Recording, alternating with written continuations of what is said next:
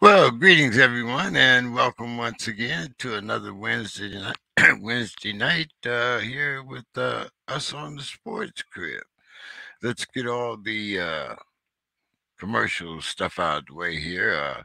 As you can see in the corner there, I'm JE King 3. You can catch us on Facebook. That's our Facebook page, as well as Steeler Chronicles. Uh, on social media, I am West Coast Steeler fan, as well as the Sports Crib, and our Cash App is J King 3. Subscribe and donate on our YouTube channel, and we thank you very much. All donations go toward the betterment of our show. I see Demetrius is already here, so that means it's time to get started. And even as he comes on, with breaking news. I thought I heard some rumors, but maybe you can tell us about the pieces. But it was something about D'Angelo Russell and Malik Beasley. Ended up at the Lakers.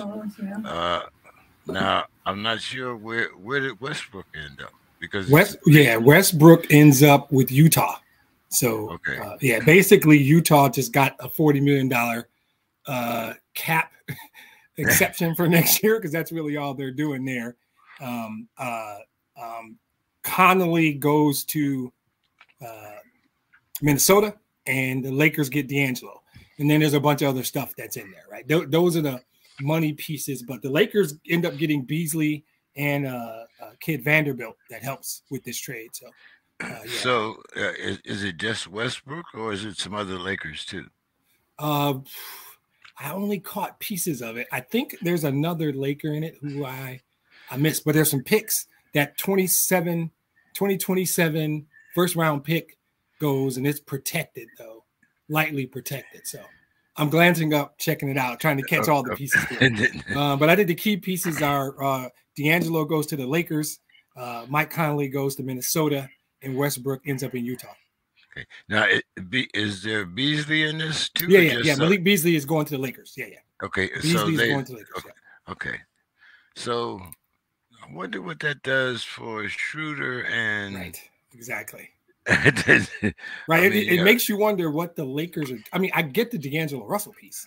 I don't know. You got to see how it works. I think really. They needed to get Russ out of here, right? Well, that was the thing, there was a blow up on the bench, just prior to LeBron breaking the record. Yeah. So, we're gonna get to that topic, boy. You talk about the old man, and with the Black Sox, and get the hell. Oh man. Right. Anyway, right. Black Sox, get off my back. Let's go. So, but let's talk a little baseball here. It's almost that season, and I know you follow your Tigers. Yes, so I understand what the Mets owner is talking about. And, it's hard to tell another man how to spend his money. Exactly. So, fortunately, unfortunately, I've never been able to do it on that level, so I'm thinking, the man is trying to win a championship. Yeah. Steinbrenner has done this since I was a little boy. So I'm just trying to understand the argument here, especially when there's revenue sharing. Right? No, not in baseball. Not in baseball. No, and that's the thing. That's really what they're. And it's been my complaint for years that there's two ways to sustainably win in baseball. One is you've got to be one of those 10 teams. You got to be Cubs, White Sox, Mets, Yankees, Boston, LA Dodgers, a few others that have the revenue stream to just buy players. Or you have to do what Tampa has done well, what Kansas City over the years in pockets has done well, what the Pirates have occasionally done well, which is draft well, Groom your guys. Cleveland did it in the early 90s. And all those dudes came up at the same time, and they had a 3-year window where they were great. And then all those dudes left and went to California or New York, right? Well, the Padres had something similar last year. And, I mean, unfortunately, little PEDs involved. Evidently, he must have had dinner. He must have had dinner with Canelo. Yeah, exactly. Snuck out at lunch with Canelo. Yeah, so yeah. But so as far as Steve Owens, what do they want him to do? What is it they want Steve Owens to do? Not try to not spend his money. But if you break it down, it's really about jealousy. There's other owners in the league who wish they had his money and could do that, and they just can't, right? Because if you look at the signings, Brandon Nimmo, you had to bring him back. I get it. 8 years, 160 is a ton of money, but the crowd would have went, that guy's beloved there. They love that kid, and he's a really good player. Edwin Diaz, 502 or something like that. That's a good signing. I'm sorry. That's just a solid signing. 5 years, 102. They're paying that guy $20 million a year. That's not a bad sign. You're never going to get me to say a bad word about Justin Verlander. I'm sorry. I love Justin Verlander. So, and I want him to retire as a Tiger, by the way. So, and the man went. He went after a Yankee. I mean, come on. Exactly. I mean, how many of them, they should have applauded him. I mean, how many of those clubs really, unless you come out here on the West Coast, like you said, the Dodgers or, somewhere like, I mean, what did they, like you said, I mean, you guys are into baseball, so, I'm not into the inner workings, and I'm like saying, the man is doing the same thing the Yankees did. He's trying to buy himself a championship. Right. I mean, and exactly. And I'd still go back to, what did you expect him to do? He bought the Mets. He bought the Mets, right? He didn't buy the Florida Marlins. He didn't buy the Tampa Bay Rays. I think Jose Quintana is cheap, and that's going to be a great signing. 2 years, $26 million. That's nothing in baseball terms. The one that's going to get people weirded out is the Japanese kid, right? They signed that Japanese kid to a 5-year deal. Yeah. And that's the one that people are going to be a little cringy about, because that was a lot of money, right? And all the workings of getting a Japanese player to come over. But ultimately, I just go back to the same question. Those guys complaining are probably jealous because they don't have the money to spend. And I would simply ask them, what did you want him to do? Not sign Justin Verlander? If Verlander would have came back to the Tigers for 2 years and $86 million, I would have been the first one in line saying bring him back. I would have put up a GoFundMe page to get Justin Verlander. Okay. So it's kind of weird. So evidently you do like Justin Verlander. By the way, breaking news, Russ is apparently going to get bought out by Utah, and the Clippers and Bulls are at the top of the list. I don't know why. But apparently the Clippers and Bulls are interested after the buyout. Well, I really don't understand the Clippers. You're going to put Russ with Kawhi and Paul George. Yeah. Okay. I mean, but then, I don't understand putting him with some of the younger guys, because then I mean. He's a ball dominant point guard. That's what he is. If you've got other players that need a facilitator, he's not the guy, right? And I don't understand it in general, because you know what his game is. And so people who acquire Russ and want Russ to not be Russ, that's on you. It's crazy. But see, it was different back in the day when he was putting up triple doubles every night. Mm-hmm. Now Russ is an old guard. Right. They can't shoot. That has to have the ball. He's never been able to shoot. Russ has never had a jump shot. Well, no, I mean, but he had a better jump shot when he was younger. Sure. But now, I think how many. I wonder, does Vegas have an over and under on how many air balls? Over under on those air balls. The thing though is that his OKC days, those triple doubles were meaningful. Because you think about what a triple-double is. If he scores 16 points, that's 16 direct points, right?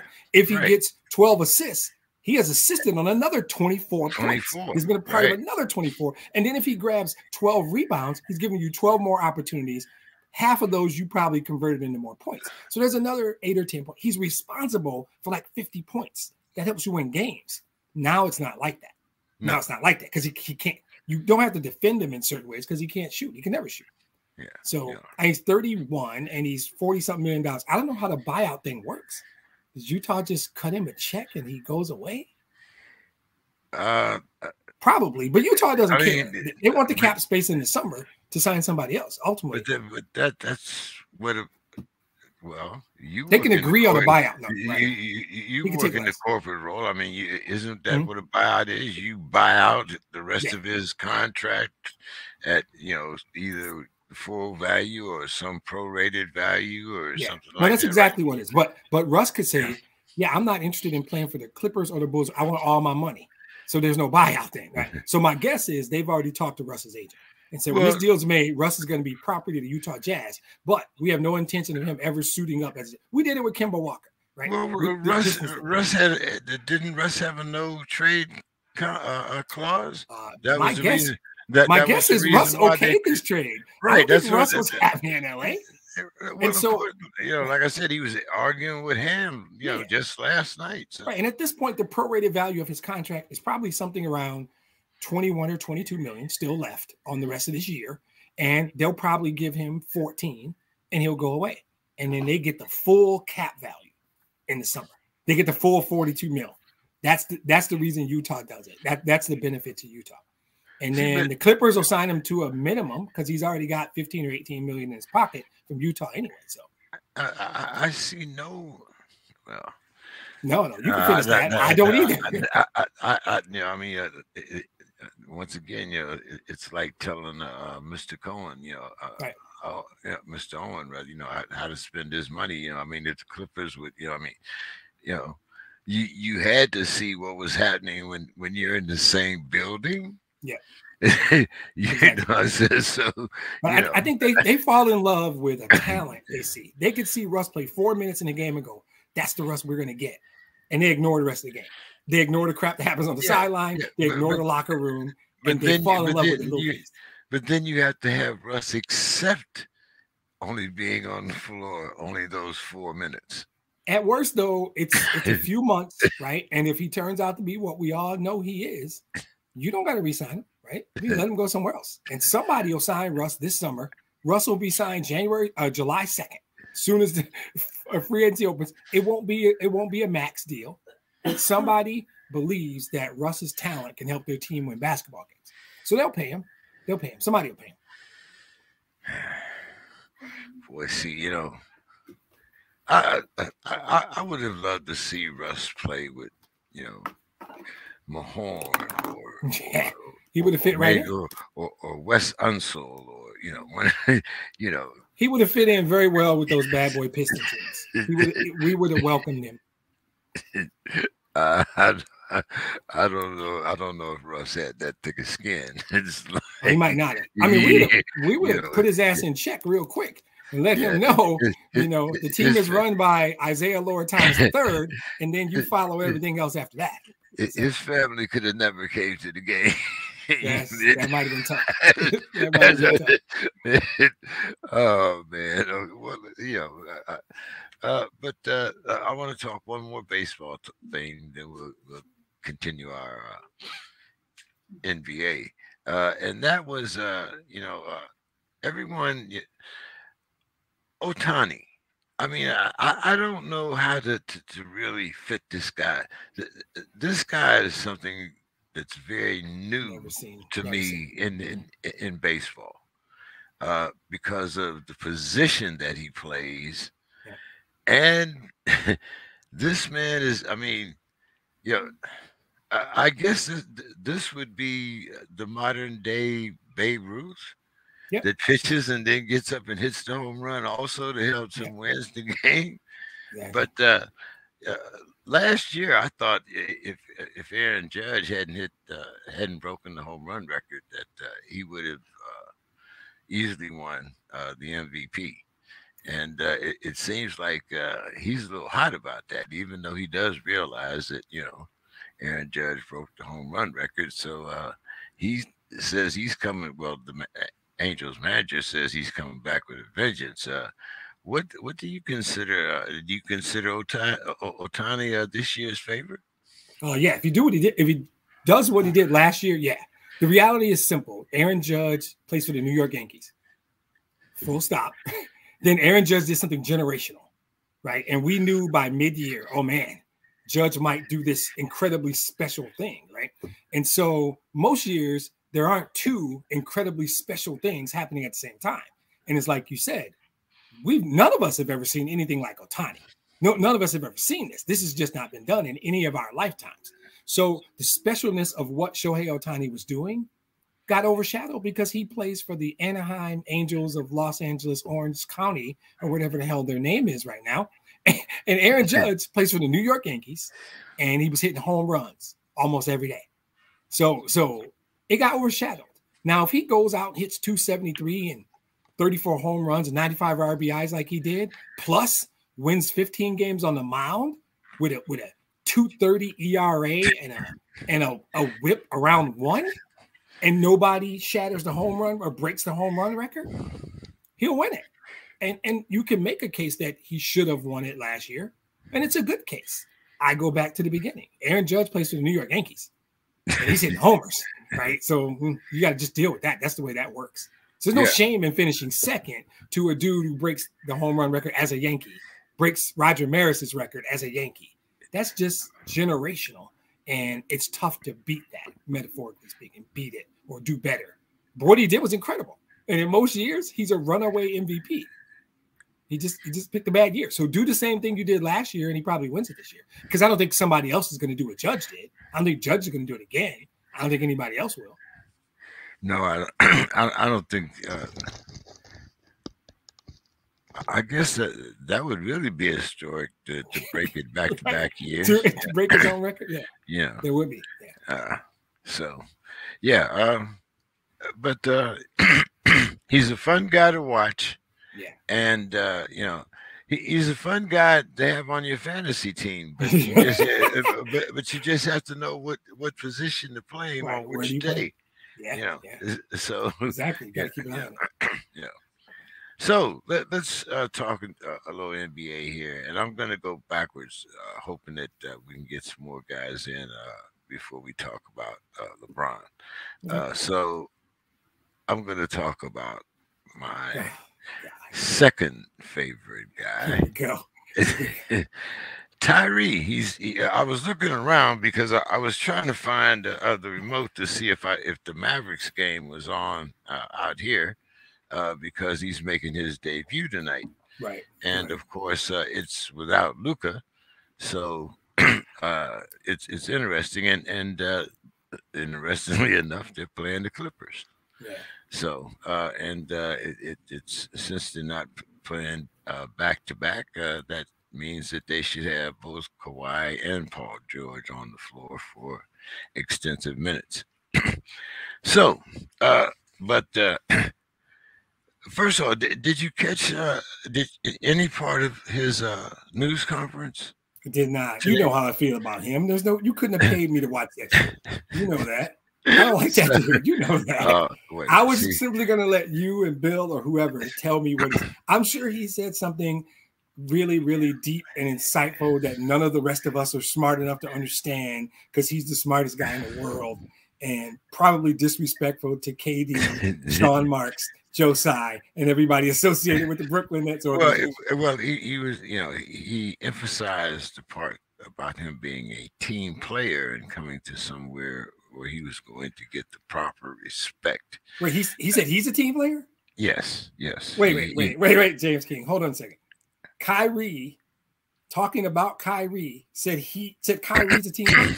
Yes, he said he was the ultimate team player, and he was and that he was glad to get somewhere where his talents were appreciated, and he was going to get the proper respect. And at that point, I turned it off. How much of that shit did you watch? Is the question. Wow.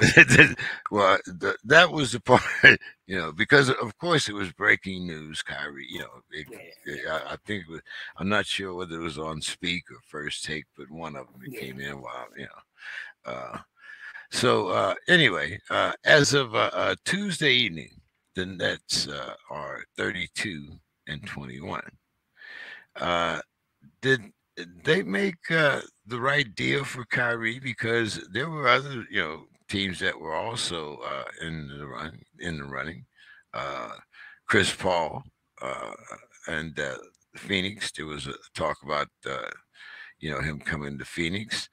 Um, but it was very interesting that uh, it seems that at no time were the Nets going to trade Kyrie to the Lakers because that was their way. If you get Exactly. like Kawhi did. If you can get to LA by way of Toronto, then welcome to it. Yeah. But Yeah. you're not going to, but you're not going to get, what you want. We're going to get some type of retaliation. Yep. So, what do you think that now that Kyrie is gone, do you think that Durant is going to stay? Oh man. He's not going to be traded in the next 14 hours or whatever it is. It won't be that, but he'll leave in the offseason because I just think that there's, I like the trade personally, right? Spencer Dinwiddie's a solid player, 17-5. Spencer Dinwiddie will help your basketball team. Dorian Finney-Smith, nice rotational player. They got 3 draft picks, which is really that's a good, and they get defense with exactly Smith. Yeah, Finney-Smith gives them defense. But the real thing is you just removed a cancerous tumor from your organization. You win because he's gone. You win because you don't have to deal with him and his vaccination status and his flat earth bullshit. You win because he's not there. You're better because he's gone. Addition by subtraction is the term. So I think you're going to see it. It's going to be reflected in their record the rest of the year. I think they probably go like 20-9 or they go on a run. And KD's in a better position. But at the end of the day, KD's at a point in his career where he can go somewhere for 2 years on a really nice contract and get a couple cracks at it. And I don't know where that is. Does he go back to Golden State? Does he want to? I don't think he wants to be a Laker. There will be teams lined up to, hey, KD, here's 3 years. We're going to give you a couple cracks at a title. But it won't be Brooklyn. Rumor has it it'll be right across the river. Yeah. That makes sense. That makes sense. The Knicks. Yeah, that makes sense. With Brunson and Randall, that makes sense. If they can fit him in and make that happen, sure, that makes sense. Klay Thompson, Draymond Green, and Curry found a way to fit him in. What do you mean if they can fit him in? No. I don't mean the players can fit him in. I mean the cap. I don't know. They gave Brunson a ton of money. And I don't know what the cap situation is. Because KD's not coming for peanuts. He's not coming to play for free, right? If the Knicks can fit him under their cap. I think Julius Randle and Jalen Brunson would be thrilled to have Kevin Durant on the team. So it would probably be a sign and trade, some deal where a team with the cap space signs Kevin Durant, ships him to New York for some contracts. A team like the Detroit Pistons, for example. Gratuitous mention of the Pistons. But see, I need Bill now. I know his name is Cam, but I don't know. Reddish? I get his last name. Reddish? The kid that all of a sudden is averaging 30-some points as the guard for the Nets now? It's not Reddish, is it? No, that kid out of Duke? Cam Reddish? I don't think it's Johnson. Yeah, Johnson. Cameron Johnson. Yeah. I mean, it just, as soon the first 2 games, as soon as Kyrie is gone, the kid scores 40 points. Right. Exactly. It's like, I'm telling you, they're better because he's gone. That sounds weird because of his immense talent on the floor. But when you remove all of the drama that comes with him, people feel more relaxed. Other players on the team probably play a different style. I think they're a better organization. I don't know if they're a better basketball team. They're a better organization because he's gone. Let's talk about the Mavericks. Because the Mavericks, I mean, the whole world's been watching Kyrie, and not just the Magic. I mean, when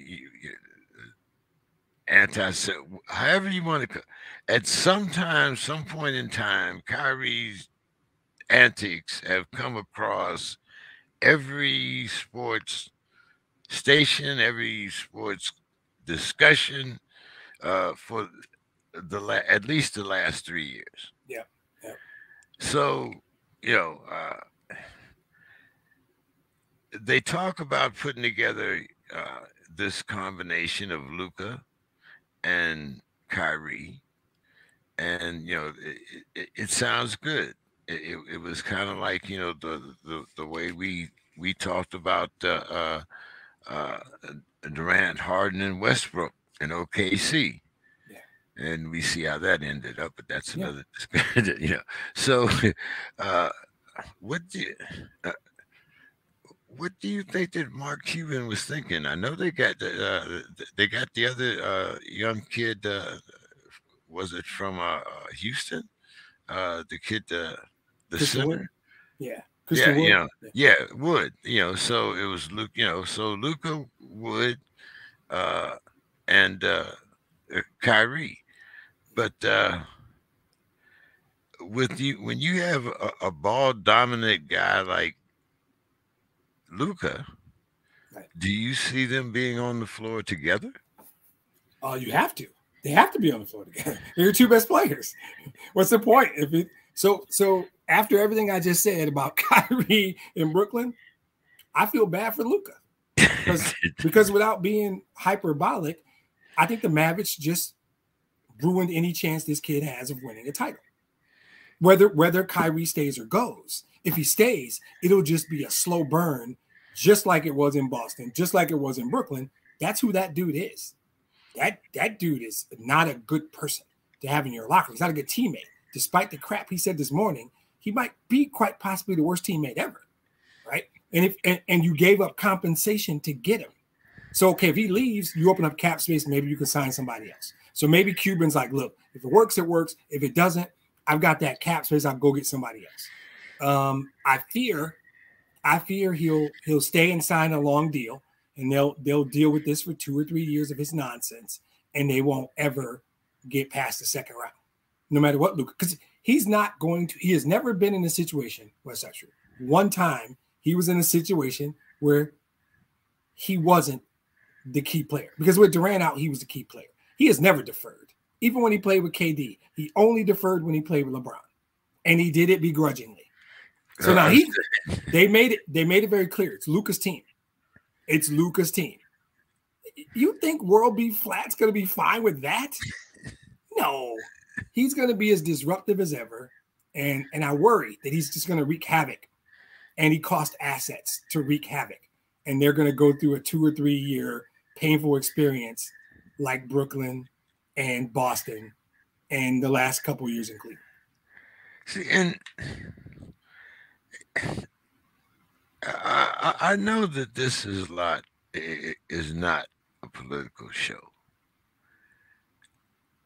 but Texas, you moved to Texas with all of that. I mean, that's the dudes you want to drop into Central Texas. Right? Yeah,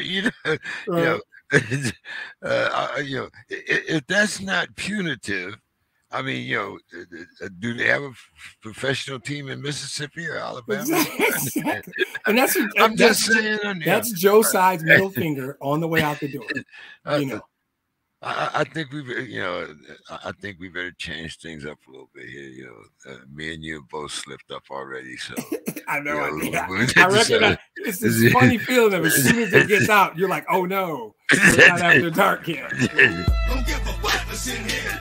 Cause I'm a rider, getting down, going hard, baby, we don't stop. Don't give a fuck what's in here. Cause I'm a rider, got the things in the and I got you with Kyrie conversation. I think I only dropped one, maybe two. And that's a lot to say when we had 2 Kyrie topics. I'm actually proud of myself. I know. It's,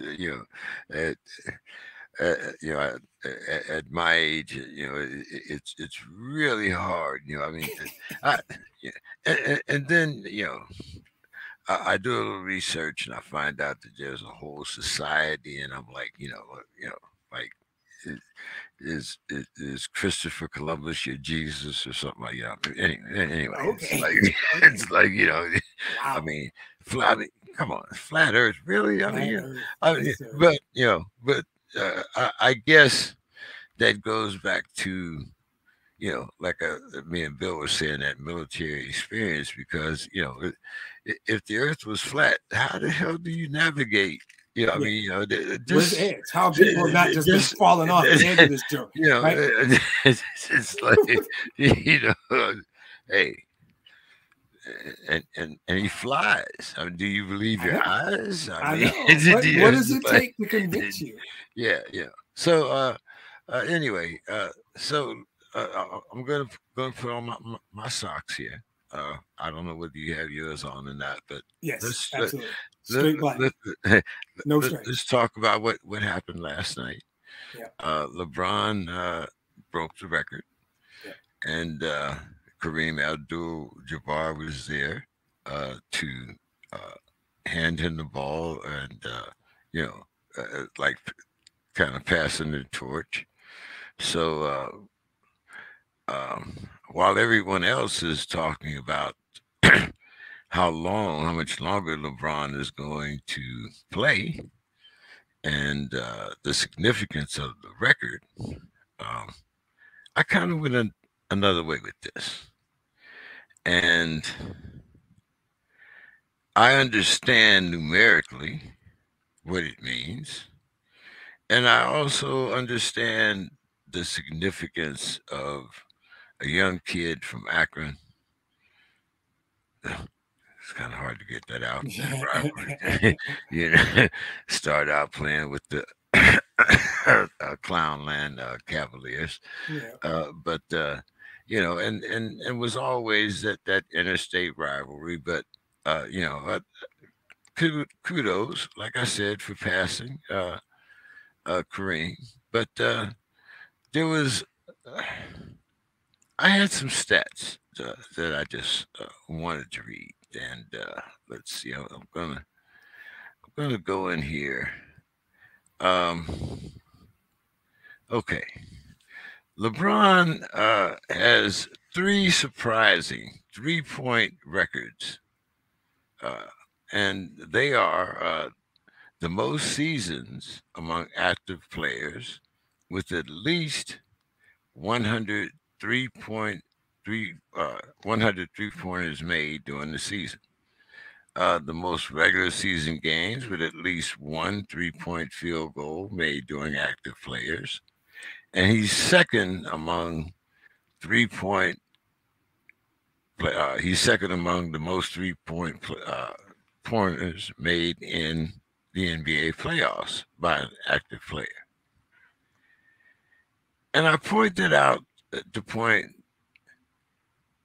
to one very, what I consider significant factors. Do you know how many 3-pointers Kareem Abdul-Jabbar made during his career? One. I feel safe saying one. Yeah. Okay, one. And he managed to amass. Yeah. Now, I'm not saying, you know, that one should have an asterisk. Yes, you are. That's exactly what you're saying, and I'll say it too. Well, LeBron might even say it. See, my greatest player of all time, and it really shows how old I am, is Bill Russell. Bill Russell. Okay. I'm with you. You know, I've been saying it for years. So, you know, if you ain't talking about Bill first and Kareem second, then, you know, it's not that I don't have a conversation for you. I'll listen, but you know, at the same time, you know, I might be whittling or you know trying to find. Yeah, exactly. So you know, I'll have on my pay you no attention hat. You know, but you know, I'll hear what you're saying, but I won't be listening worth a damn. Exactly. So you know, congrats to LeBron, but you know, I just think that's something that has to be, you know, the 3-point shot in modern day, you know, has to come into play. I mean, when you see a guy like Steph Curry, whose career is made behind the 3-point line, I mean, at some time, is there going to be a 4-point shot? Sure. And somebody will break LeBron's record, you know.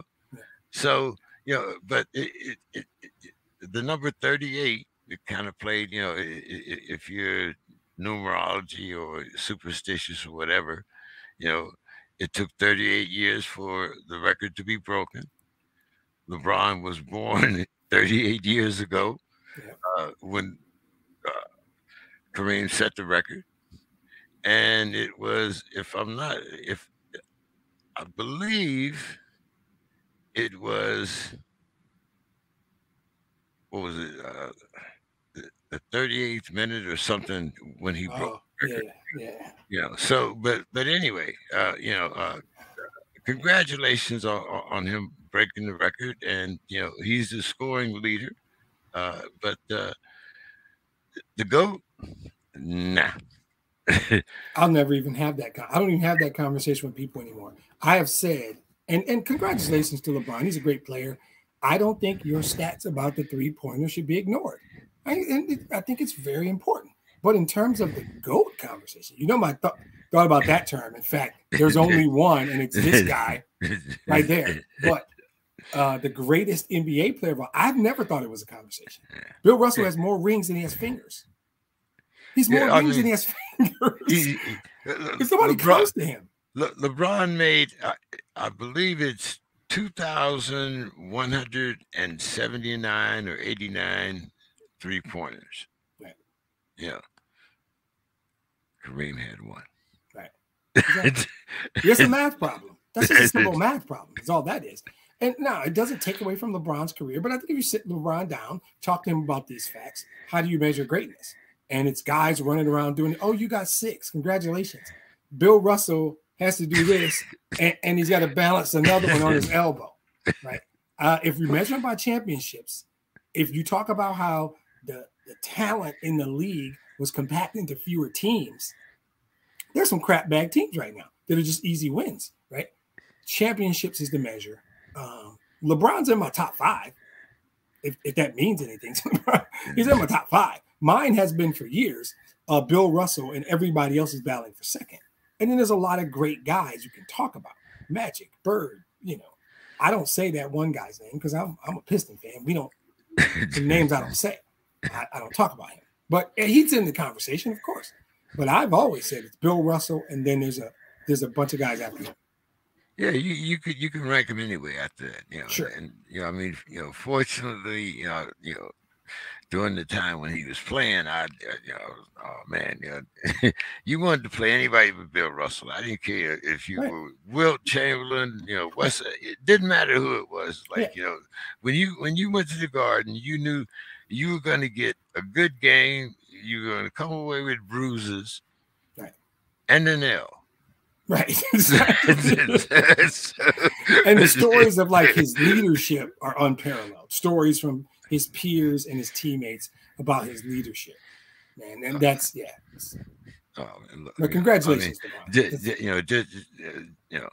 like I said, and I agree with you. Congratulations, but it's a much different game now.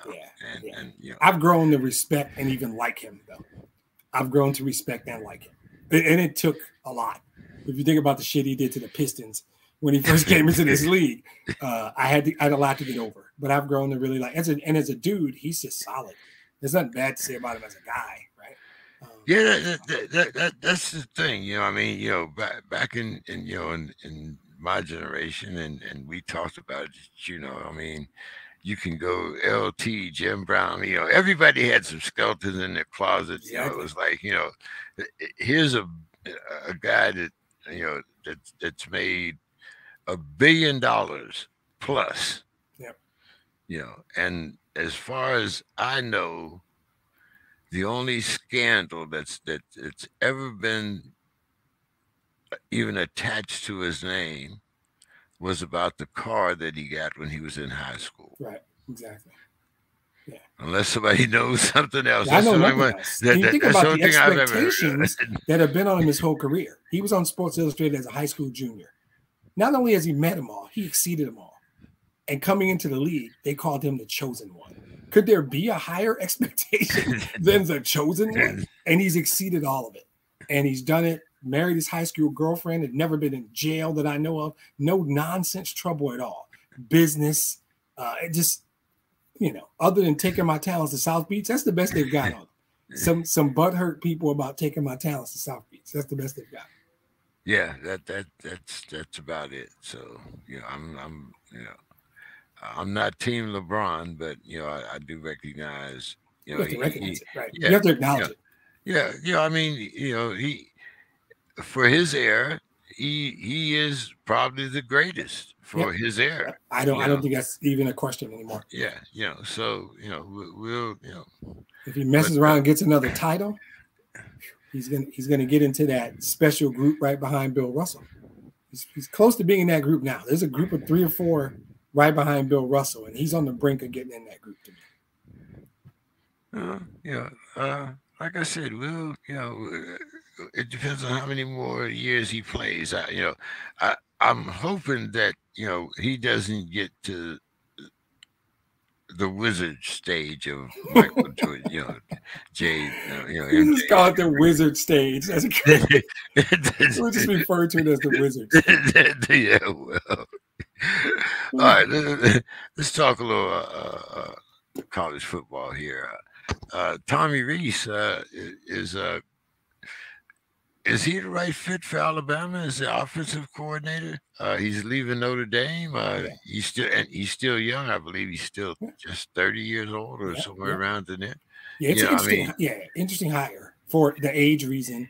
And I don't think there's such a thing as a bad fit for Alabama. I mean, because at the end of the day, it's about the recruits. It's about the kids on the field. And if you've got any degree of coordination skills, and he's shown that at Notre Dame, even for his young age, and now he's going to get next level talent to show that, it's hard to mess up Alabama's offensive weapons, right? And I think, Nick Saban has a litany of OCs and DCs all over college football, guys who popped in there to work for him and ended up with other jobs. So I think I respect Nick Saban's ability to select assistants, go down the name, whether it's Kirby or whoever. Nick Saban knows how to pick or develop or manage assistant coaches, coordinators. The ones that generally are good when they're there. Because like I said at the beginning, it is largely Alabama's talent.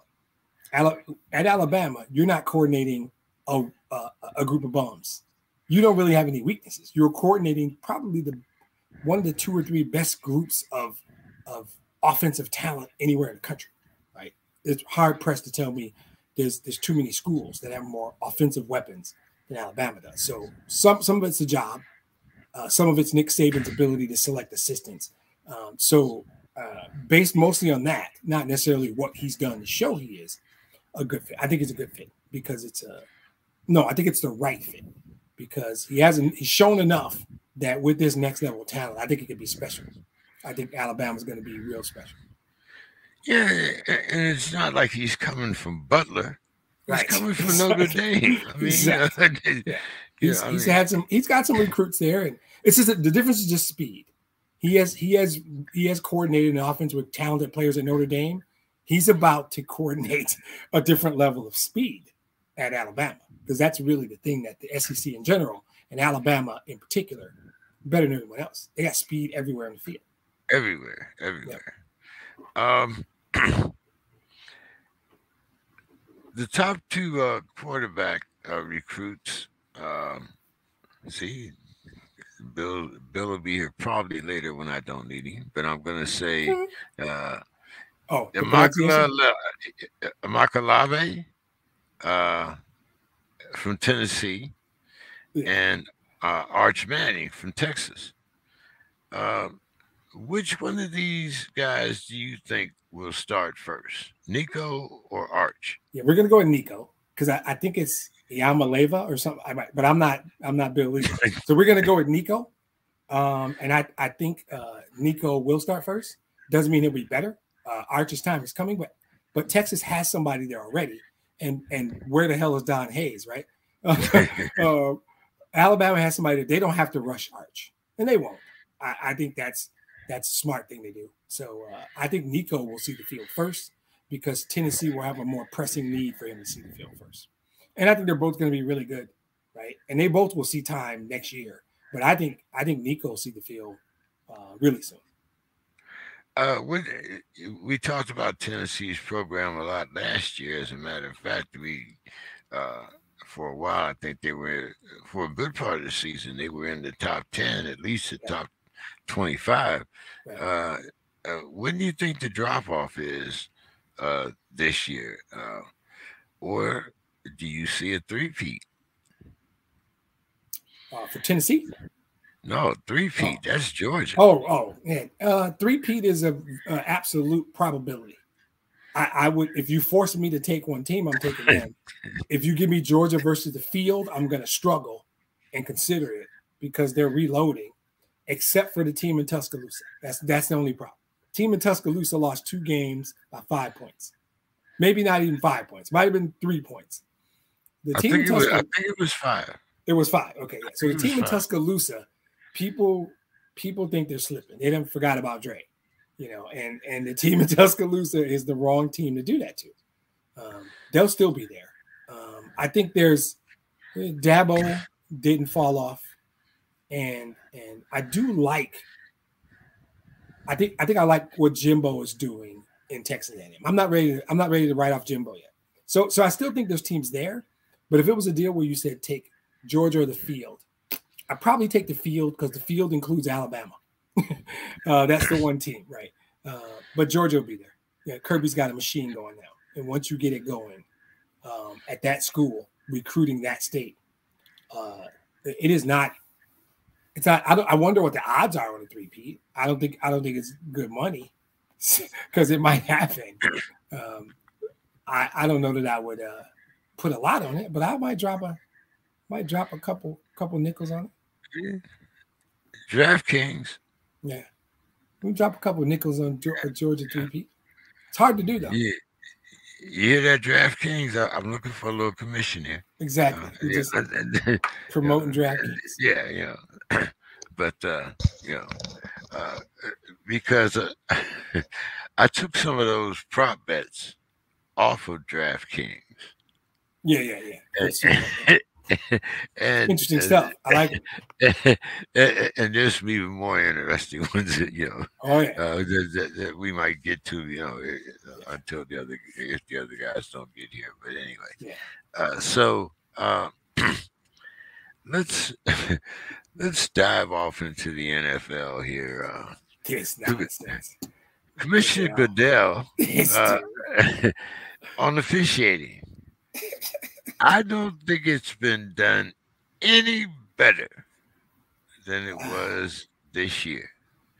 Now, I can pick out at least 4 games where announcers on the air were talking about officiating. Yeah. I think was it Tom Brady? I'm trying to think of the defensive tackle that got a 15-yard penalty for falling on the quarterback. While he was sacking the quarterback. Yeah. I mean, because he's supposed to suspend himself in midair as they're going down, levitate. Right. Yeah. Do some Matrix shit and get out of the way.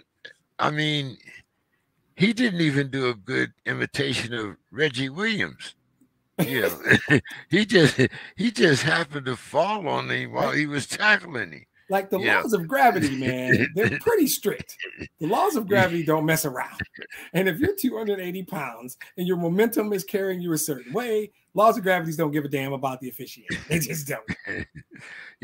And I swear, I mean, there's no way in hell, that I could, even attempt to play cornerback in this Nobody league. Can.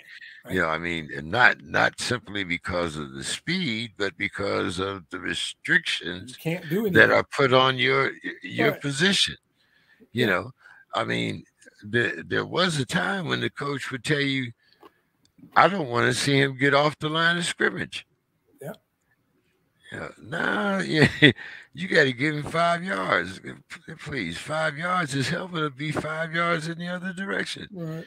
I mean, so what's your thoughts on the commissioner's remarks? So sometimes, right, delusion is hard to see. Sometimes there's someone who is delusional, And you're like, you want, and then sometimes it's just someone saying, look, I'm the commissioner of the NFL. You're never going to get me to criticize the officials. I could pretend that I don't want to talk about the 4 calls I saw in the Seattle game that cost my Lions a playoff spot. But it's the freshest one. It still hurts 5-6 weeks later. That game cost the Lions a playoff spot, and nobody wanted to touch us in the playoffs. That running into the punter call, top 5 worst calls ever.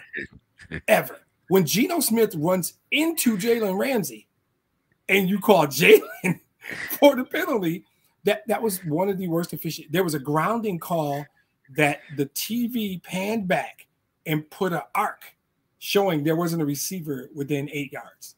Right? That game was so poorly officiated. And I'm sore about it for obvious reasons, right? It cost my team a playoff spot. Well, my team cost themselves a playoff spot by not winning enough games, blah, blah, blah, whatever. That was a horribly officiated game. And so essentially, Roger, that's what I would call Roger being Roger. Roger gets a big fat paycheck. Roger's about the shield. Roger cares about that brand. And you're going to ask Raj at the Super Bowl State of the League interview, and you think Raj is going to say something bad about the refs there? Plus, the refs are a union that he's got to negotiate a contract with, even though it's a horrible contract. At some point, they're going to quietly, one day, we're just going to be sitting, and there's going to be an announcement. NFL goes to full-time refs, training, blah, blah, blah, and they're going to try and fly it under the radar in like second week of June or some shit like that, thinking we won't be paying attention. He knows. My point is he knows. He knows. He can't say it. He's a commissioner. We can say it. He can't say it. He literally can't say it. So the only line he's got is, hey, I think it's better than ever. Got some great guys out there working really hard, trying to do a good job to keep the integrity of our game intact. Roger's got a sheet that he talks from. Roger doesn't just talk from the hip like we do. Roger doesn't know anything about After Dark. He can't do that kind of stuff. He can't crib After Dark. So that doesn't surprise me that Roger said that. It is what I would expect Roger or anybody in Roger's position to say. And it is 100% bullshit. And Roger knows it. So, but see, here's the thing that I don't understand. And you mentioned it a minute ago when you talked about full-time refs. Yeah. Has anybody looked up the referee's salary? Yeah, I know do you know how much money you get paid as a part-time job? Right, exactly. How many part-time jobs pay you 6 figures? Yeah. And that's a good point. I'm not saying give them more money. I'm saying give them better training. I'm not. And these guys who are lawyers during the day don't want to be part-time refs. Fine. Then start training regular dudes that this is your only job. So you go to high school games, you go to college games, you sit in film study, you have practice games that we bring in people on Tuesdays and Thursdays and play practice games. And you guys call the games, we watch the film and grade you. And you have to go back to training. And if you do a bad job in the game, you get demoted. If you don't do the Lions game well, you got to go do the Bears game. See, but here's the thing. And you know, I've never done, you know, anything on a professional level, or, you know, but when you mention, you know, like high school or even intramural sports, in order for you to be a referee, you have to be certified, which means that you have to get in the book, know the rules, you know, and even back in the 80s. Well, I'll even take it back further than that, because the first team that I officiated, that I officiated and coached, was in Ohio State Penitentiary. And even then, we had to take a test. Yeah. You had to take a test. You had to get certified. Even being locked up. And, you know, so, you know, my point being is that, you know, if you're not going to do it for the love of the game at this particular level, but if a guy's not going to, if 6 figures is not enough for a guy to learn his craft and be dedicated to his craft as a part-time job, then what is what's the incentive? I don't know. You don't want the guy to quit his job as a lawyer to be an NFL ref because he makes more as a lawyer, right? I understand that, and most of them do have other. I mean, insurance salesman, whatever it is. But even these guys, they aren't necessarily used car salesmen when they come. Right. Absolutely. They're making a good chunk of money. Usually in their normal everyday life. But I'm not going to put that on the refs to say, hey, quit your regular job and commit yourself to. I'm not going to do that. I'm going to say that to the league. Make it mandatory, correct? Because all I'm saying here, as I've said, it was horribly officiated. That's a hard job. I need that to be said. That's a hard job. Almost everything they do is subjective. When they call a holding, half the people watching that game think that wasn't a holding, right? Some calls are obvious, and even then, people don't get them. But we have seen too many instances, particularly with the advent of instant replay, where teams are being cost games, playoff spots, if I can keep mentioning that, because of bad officiating. Officiating that can be corrected, but they don't allow it. There should have been a way for them to go back and go, hey, wait a minute. That punter had landed, and oh, by the way, the dude was pushed into them. Pick up that flag. They picked up a flag in the playoff game against the Lions in Dallas 8 years ago. You can pick up flags. Right. But what you really want to do is have that guy be so good at his job that they make fewer mistakes. Still human beings making subjective calls. There will be errors. You have to get rid of the egregious errors. And for Raj to suggest that the officiating is better than ever now is patently absurd. The solution, though, is full-time refs, just better trained. I'm not saying they suck. I'm saying that when they make errors, they can't be game-changing errors. You can allow for human error. The word you're looking for is egregious. Egregious, right? They can't be egregious. They can't. And with better training, human error is one thing. Right. They got to be better. At the end of the day, they need to be better. They're not as good as they've ever been. And even if Raj thinks they are, they still need to be better. The Raiders gave the Saints permission to talk to David Carr. And usually that means, if you give another team permission to talk to someone, they've kind of agreed to your terms, or at least they're thinking about it. Do you think that the Saints will give the Raiders a third-round pick or better for Carr? Or do you think he's going to end up being cut by the Raiders and picked up by someone else? I don't think they should, because he's going to get cut. Because the Raiders are going to go owe him a roster bonus. I think it's 4 days after the Super Bowl. So yes, about a week from today, the Raiders got to give him a roster bonus. You don't have to send him. Now, all that to be said, I like Derek Carr. I think Derek Carr is a good quarterback. I think he's worth a third-round pick. But I wouldn't mind seeing him in Pittsburgh. I'm not, if I'm you, I wouldn't mind it either. I think he's better than a lot of people do, but I think he's a good quarterback, and I think that he's worth a third-round pick. So if that's the question, yes. If I'm the Saints, I don't give them a third-round pick because they have to release him. He won't be on the Raiders roster a week from tomorrow. It's either a week from today or a week from tomorrow. They're going to have to pay him a massive roster bonus. And we all know, because they sent him home like 3 weeks early, he is not their future. They have to release him. So why give up a third-round pick when you really don't have to? Like being sent home from school. I never heard okay, of that. Wait, you still going to pay me and I don't have to work? That ain't never happened to me, but okay. So, I mean, I would just wait a week and then say, Derek, here's the deal. Now, Derek's going to get other offers. So the thing there's like, okay, when he hits the market, there's going to be 4 or 5 teams lined up, right? Because he will be the hottest commodity on the market unless your boy, Isolation Cleanse boy, decides to sorry. But if I'm the Raiders, I would try and get something. I don't know that they can't keep him on the roster another week. He won't be on their roster a week from tomorrow. So if I'm the Saints, I just wait. Why give up the compensation you don't have to? Look who's joined us. It's Mr. Hayes. Yeah. Mr. Hayes. We got to go back and do the Texas conversation now. Go back and do the Texas questions. I wanted to hear what he had to say. I want him to do both of those questions, actually.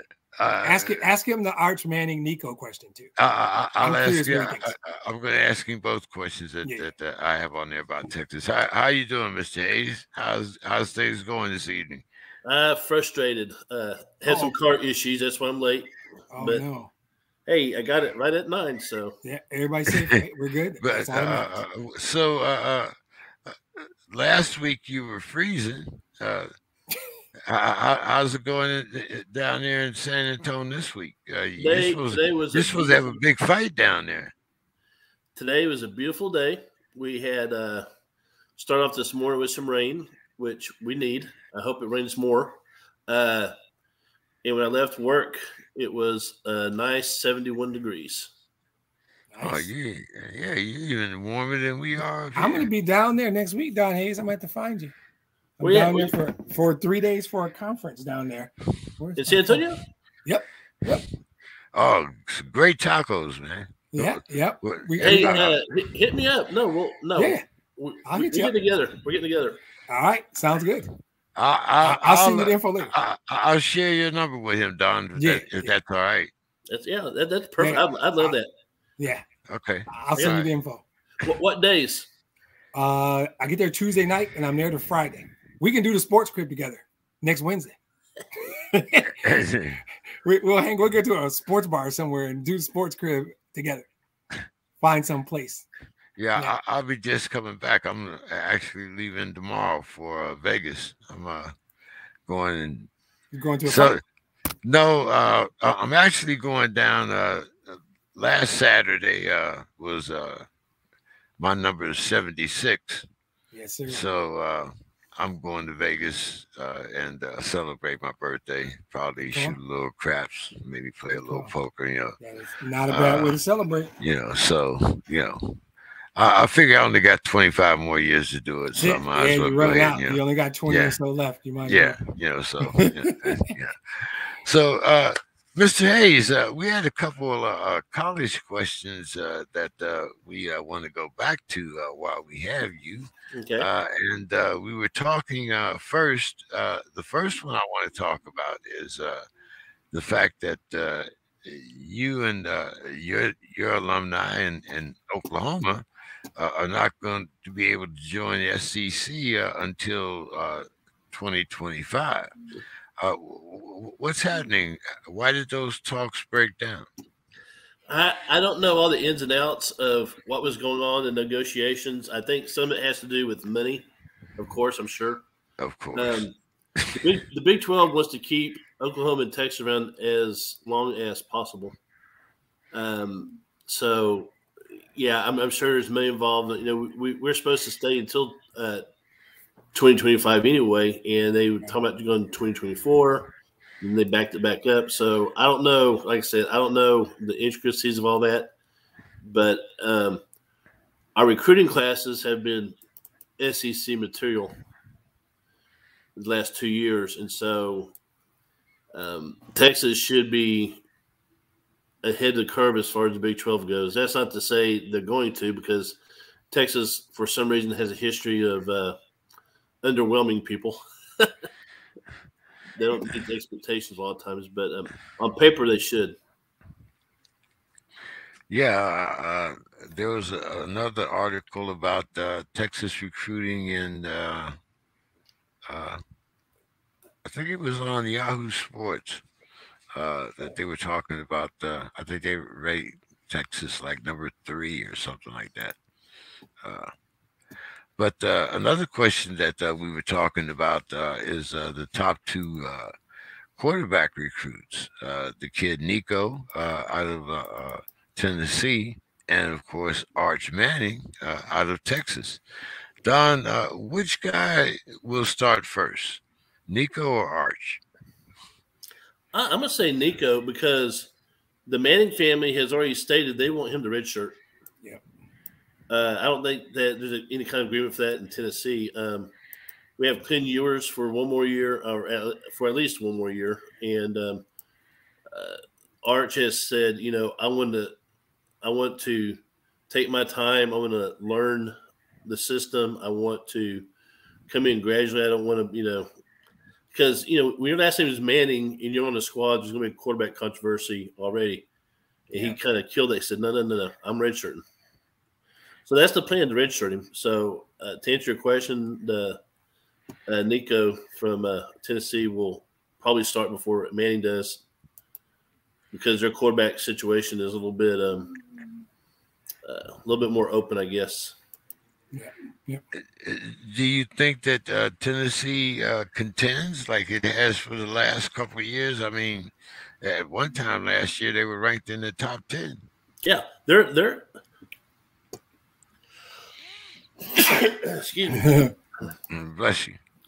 It's a molden year. Anyway, Tennessee, they've been projecting upwards for a while now. They've been putting together good recruiting classes, and I think they found their coach who can make things happen. So, I mean, they're going to be a player in the SEC for sure.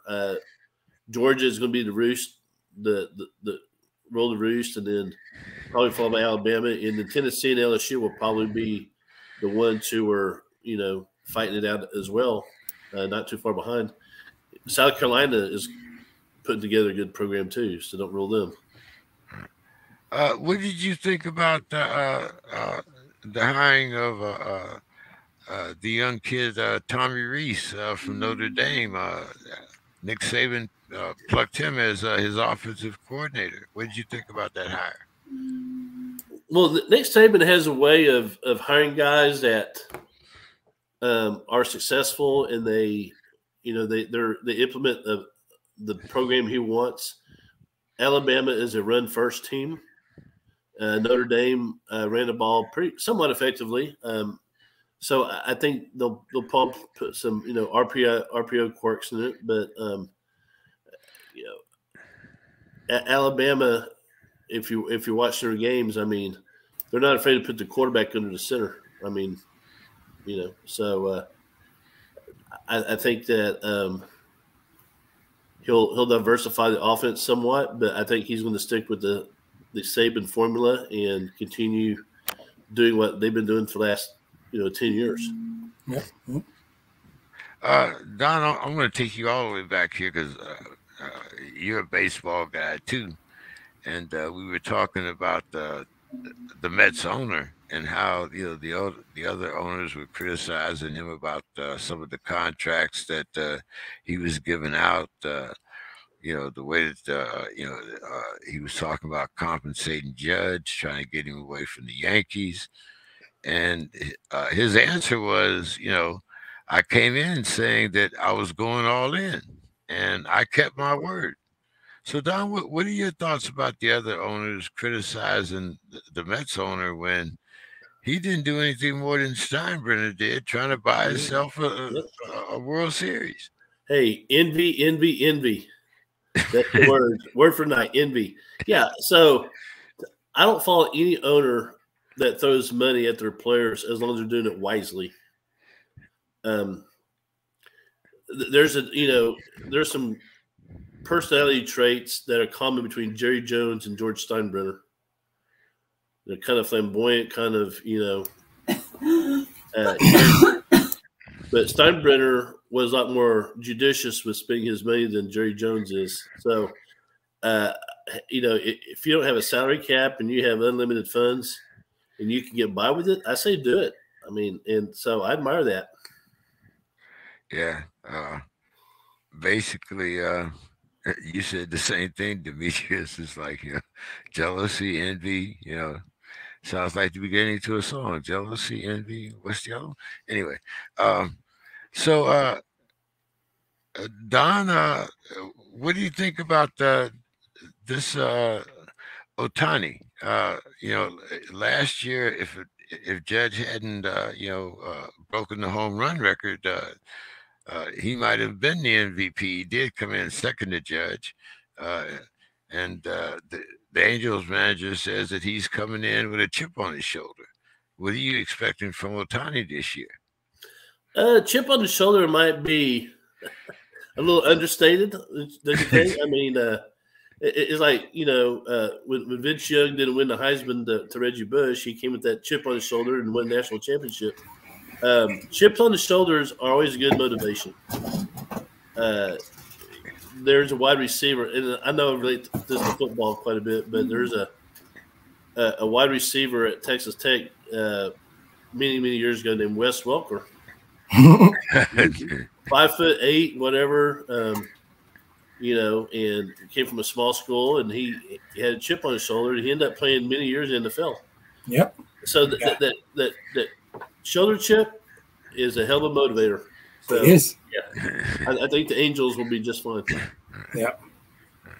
Well, you've kind of caught up with us now. I'm going to spare you the Kyrie dialogue. You're going to spare me more Kyrie dialogue. I don't need to talk about that clown anymore. So, Don, Roger Goodell, to quote him here, he says that, let me make sure I pull it up. I don't want to know. I wrote it down for a reason. He says that officiating this year was better than ever. Don, what's your thoughts? I mean, I think can't use the word delusional. By the way, I can't use the word delusional. I think we've all seen at least one playoff game where I don't quite agree with that assessment. What's your thoughts, Don? Better than ever? Well, so he says I don't think it's. He says it's been better than ever. Well, he says I don't think it's ever been better. That's what it's equally as stupid. No matter how you word it, it's nonsense. Let me make sure I get his words right. He says, I don't think it's ever been better. Yeah. It's bullshit no matter how you twist the words around. Yeah, so, and I agree with Demetrius on that. You came in after dark, Don. So don't worry exactly. We already played the music. Yeah. Kyrie made us go to after dark real quick. Yep. So. I think that since I've been watching NFL, first of all, let's talk about the elephant in the room. The NFL is hampered by all these nuanced rule changes. The targeting, catch process. Yeah. So it wasn't as complicated back in the 70s and 80s as it is now.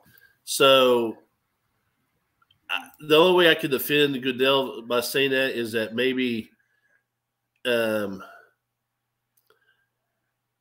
it's ever been better since I've been in the league, maybe. But I think the officiating has been on the decline.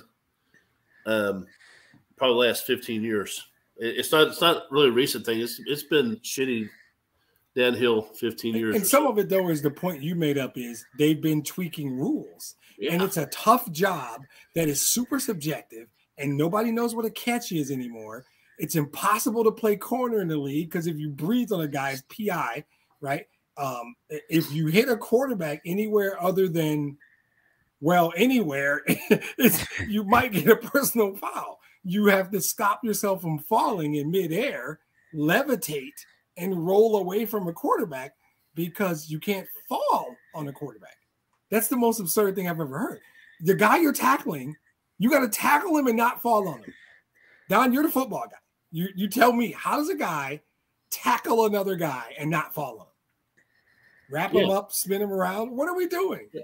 It's almost like you're playing like using professional wrestling moves, but it's fake. Yeah. But it's like you're using those moves to tackle people. It's like, you might need to suplexes and clotheslines. Oh no, can't do clothesline. Jack Tatum took care of that. Yeah.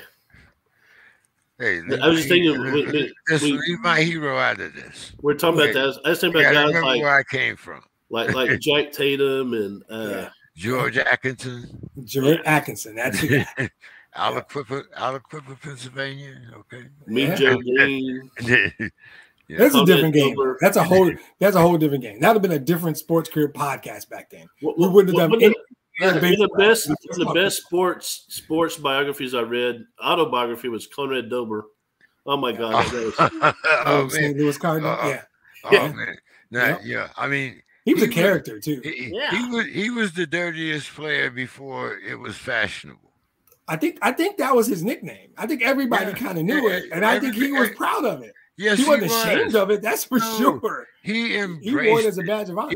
he was a villain. He embraced it. Yeah. If somebody bit you in the pile, you knew who it was. Yeah. So and I mean, some guys didn't have the talent of Jim Brown, right? So you got to find a way to stay in the league. Hey, Right. look, even back in the day, and I've said it many times, I made my football team strictly on fear. It wasn't because I was the best guy or the fastest guy, but my coach knew that if somebody came across the middle, or if he told me the guy don't get off the line of scrimmage, then I was there for at least 3 15-yard penalties. Hey, You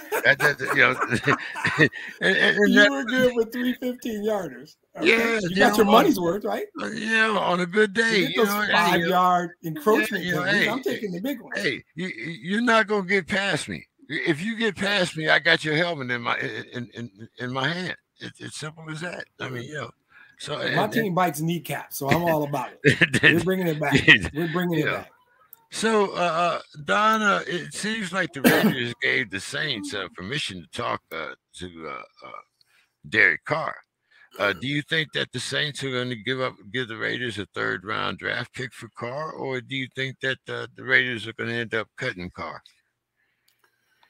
Well, if I were the Saints, I would play the long game and wait for him to get cut. That way you retain your draft pick. 4 days after the Super Bowl. Yeah. They got to pay him or cut him. You got to wait, don't you? What's that? You got to wait, don't you? I would think so. I mean, Carr, to me, is a good quarterback. Is he elite? No, he's not elite. He's not in that level, but he's somewhere between so who's elite? He's somewhere between Mahomes and Kirk Cousins. I mean, he's that's pretty wide. Yeah, exactly. That's what I'm saying. He's not elite, but he's and that elite kind of. There's only 2 or 3 elite guys, and then there's a bunch of really good quarterbacks in there. Okay, all right. He's a very good quarterback, and I think he'd do. I think he would thrive in New Orleans. Right. And so and New Orleans needs help. Well, now there's another team that needs a little help. Not too far away. They lost. We don't know when Trey is coming back, and Brock Purdy might be gone at least a year. We know Jimmy G's not coming back. What do you think about that fit there, Don? What, Carter Frisco? Yeah. Too close the Raiders don't have to play him. They never have to see. That's a possibility. And so enlighten me. I mean, the enlightened one said he wasn't going there, right? Isolation chamber corduroy boy? Is that what we're talking about? Yeah, he said he wasn't going there. It's not dark enough. He needs to be isolation. The Brock Purdy, is he out for? I haven't. He's surgery today. According to all reports, he'll be gone for at least a year. Yeah. Whoa. Yeah, he's not going to be ready to play in August. He'll be. He won't. He's effectively gone next year. He's effectively. It's like the Tommy John thing, right? Right. He's effectively gone next year. Yeah, which isn't a big deal. 6th-round pick. He's not hurting their cap. He's not hurting money. That's just a luxury you have. Yeah, you just let Brock Purdy sit and get better. We'll see you in 2 years. Yeah. The reality is, how do you feel about Trey Lance? Well, in the meantime, Jimmy G's gone, so you have to play Trey Lance. There's nobody else there. It's either Purdy or Lance. You just gave the answer. The answer could be Derek Carr. You could sign Derek Carr and trade Trey Lance. You could sign a ready-made quarterback now. You're ready to win now. You don't have time to wait. You can sign Derek Carr and keep Trey Lance. Sure. Because Trey Lance is still on his rookie contract. Yeah, but Brock Purdy's your future. Trey Lance has trade value. What you do is sign sign Derek Carr. You could sign somebody to back him up. Let Brock Purdy heal, because Brock Purdy can be your quarterback in the future. You could trade Trey Lance and get assets in return. You're not getting anything. Jimmy G, I think, is free. So there's a bunch of things they could do, but I don't think Brock Purdy is in the cards for next year. Yeah, Send no, Trey Lance I to don't need it. send Trey Lance to New Orleans Said Trey Lance. Maybe. instead of Hey, Derek Carr. Just yeah. make that switch. Hey, yeah, maybe, you know, It could but work. you know, it's going to be interesting because I think a lot of teams are going to be in the market for Carr, uh, and you know, there's some other guys I haven't talked about, but we'll get to them too. Don Sean Payton says that Russ's personal coach won't be retained. Is Sean sending a message to Russ that he's on a short leash? I think that leash is very short. That's shorter than Rangers puppy leash. Yeah, I think you can put two together and figure that out. What I think Sean's remark was, we don't do that here. What'd you think about Sean and the way he looked at that reporter when the reporter asked him about Russ and his coach? If you saw it, Demetrius. Yeah, I did, and I think it's simple. It's a couple of things. I think you nailed one, but the bigger one is I'm the boss. Right? I'm coming with credibility. I got a ring. I have a way we're going to do stuff. No special treatment. None of that. You know, mostly that bullshit isn't going to fly anymore. Now the biggest, most important person in that organization might have been Russ last year. It's Sean Payton now. That's the statement. At some point when you walk in the room and you are the big dog, sometimes you don't need to say it, but sometimes some idiot reporter will basically ask you, are you the big dog? And he said, yes, sir, I'm the big dog. That's what that was. So the nonsense will not be acceptable. So, and I think he needed to make that statement. And the second part is, hey, Russ, time to let the diva stuff go. You got humbled last year. Now you're going to come back and start working and doing what you need to do to be the quarterback you can be, because diva days are over. Yeah. So it was a message to everybody in the room, I'm the boss. And it was a subtle message to Russ. I need you to get back to basics. Let go of the nonsense. What did you think about the Vikings hiring former head coach Brian Flores as their new defensive coordinator? Demetrius, he's going to be up there in your division. I don't have Mr. Scott here, so I got to. You're my North guy. So I think what this says to me, Brian Flores must be a hell of a coordinator, man.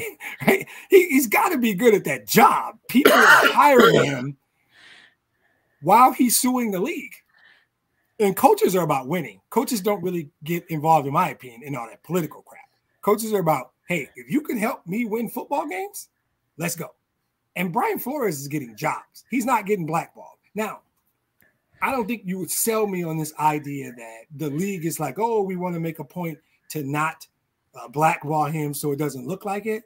I don't think that league gives a damn. They're not doing that. This screams to me, Brian Flores is a hell of a football coach, right? And other coaches don't care about the lawsuit. This dude is good, and if he can help me win, I'm bringing him on. He probably has a relationship with the head coach of Minnesota. I would assume that. But Brian Flores is not having a problem getting work. So my baseline feeling is he's probably really good at his job. It appears that his brethren, like other coaches in the league, think he's good because he is getting jobs while suing the league, which is just unheard of. The thought was he was going to get blackballed. He probably will be a head coach at some point. One of these owners is going to break down and hire him because I think he's probably pretty good.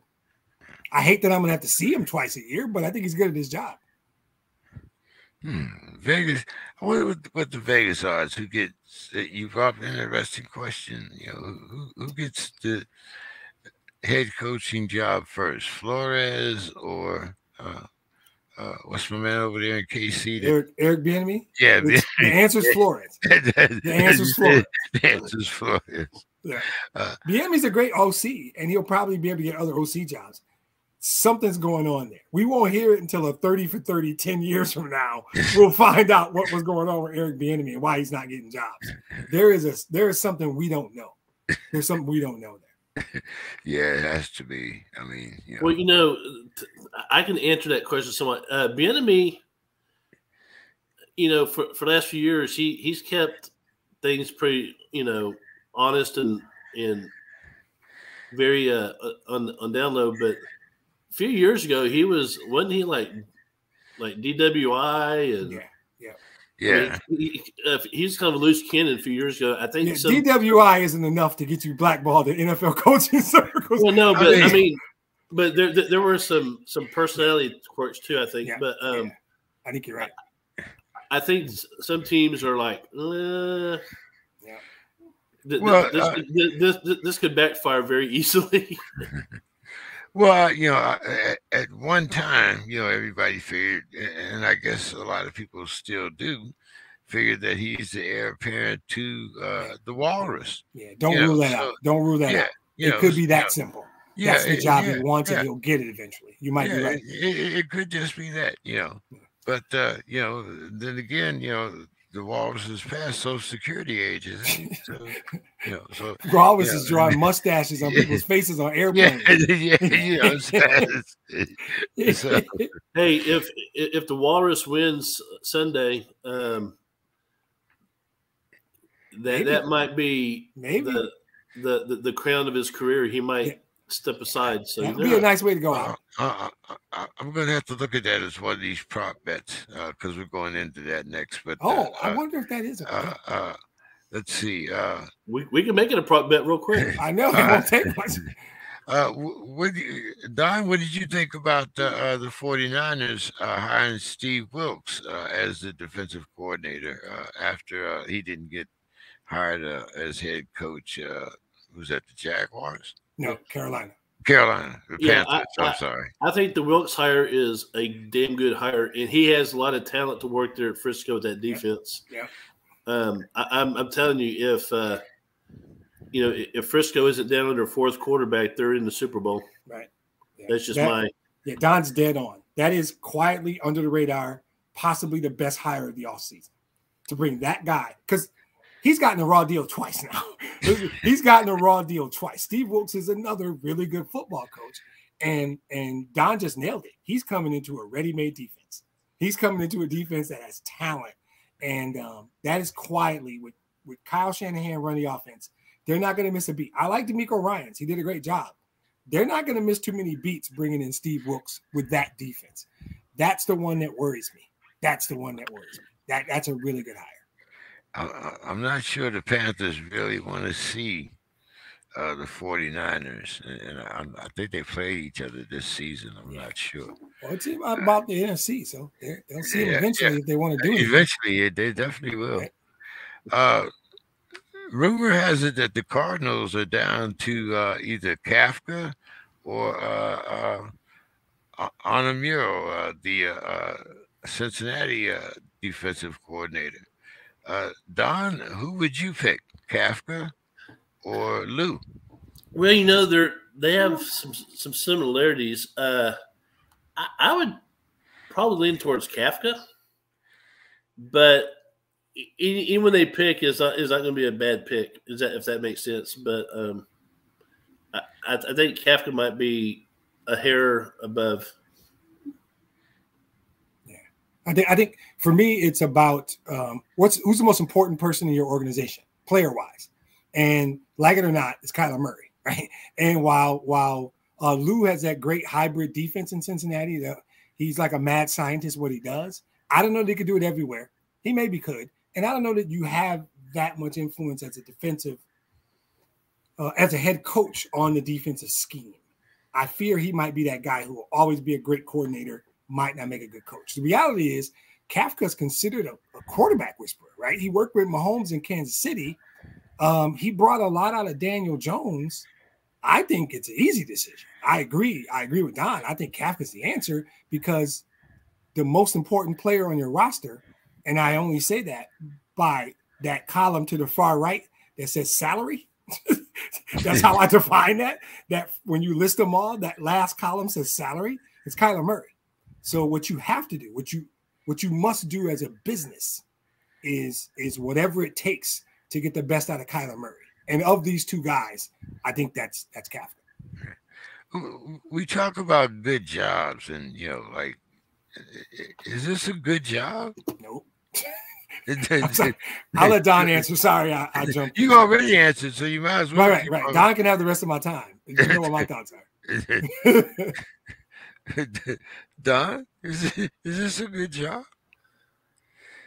Well, yeah, for me, hell yeah. I'm coaching NFL. I didn't say I wouldn't take it. That wasn't the question. You're a coach. Yeah, you would take it. I mean, to me, being equipment manager for the Houston Texans would be a hell of a job. Yeah. But, okay. He's right. There's only 32 of them. So by definition, it's a good job. Yeah. So I think it just depends on the person. For a guy maybe coming up from the ranks, maybe a position coach, or maybe a guy from the collegiate level, to get in the foot of the door. Any job in the NFL is going to be great. If you're an old coaching veteran and you're you start taking these jobs just to have a job, I think it's not a good job. If you look at the Ryan brothers, I mean, every time they took a job, it was a step lower, right? And I can tell you where the Ryan brothers are today. So, I mean, you just kind of disappear into obscurity. But I think he's right. He makes a good point. If you're Eric Bieniemy, right? Do you wait out the Walrus, OC in Kansas City, you're in the Super Bowl, or do you take the Arizona job? Right? That's something to think about. But if you are Jeff Fisher, would take it. If they call Jeff Fisher, he'd take it. If they call Don Hayes, he's taking it. I guess it, like he said, it depends on who you are. It depends on who you are. Well, yeah. Chan Gailey. Right, Chan Gailey would take it. Kellen Moore would have took it. There you go. Okay, guys, let's see. Super Bowl 57. Let's talk about some of the prop bets here. Starts with the coin toss. Heads or tails? What do you think? I think what the fuck? All right, exactly. I'm gonna go tails for no reason at all. For no reason. I got nothing to back it up, nothing to support it. I'm going tails. Okay. Here's another one. Here, let's see. Because I got some up here. Okay. Which team wins the coin toss? I'm going to go Philly because I think the team that wins the coin toss loses the game. Statistically, 8 in a row. Did I jump you? Sorry. You I jumped one? there. You kind of jumped there. Okay. All right, my bad. I wasn't even paying attention. Sorry. I'm going with Philly winning the coin toss. Okay. Well, what about you, Don? You know what? This is such crazy shit. I'm just going opposite what Demetrius says. That makes the podcast more interesting. You might want to do that. So whoever, Right. Don's taking the opposite of me. Okay. So, Don, the Chiefs win the coin toss and win the game. Or the Eagles win the coin toss and win the game. Oh, hell. I think that the Chiefs win the coin toss and win the game. Nope. And the reason I'm saying that is because I'm picking the Chiefs, and so if they have to win the coin toss, why the hell not? Yeah, I believe in statistics. You know what I do for a living, James King. And I think it's 8 in a row, 5 in a row, 8 in a row, some stupid number. You win the coin toss, you lose the game. So the Eagles win the coin toss, Chiefs win the game. Okay. That's what I'm going with. I got no and no on both of those questions. All right. Here's one with some odds. You have to you bet $100 to win 1,000. Right. Okay. Will either team kick a winning field goal, a walk-off field goal in regulation? Odds are 1,000 to 1. That's it. Oh, 1,000 to 1. Okay, so $100 wins you $100,000. Yeah. Right. Okay. It's not going to happen. That's good money. That's grip money, but it's not going to happen. You're the guy with the statistics. So yeah. Now, you know how I am. I'm going with statistical probability on most of these. The likelihood of that happening is probably way more than 1,000 to 1. So I'm saying that's a good bet. That's a good number. And if I had $100 laying around, nothing else to do with it, like Don Hayes' Christmas present money is sitting here, I would take it and put maybe, because it would be worth it. What do you think, Don?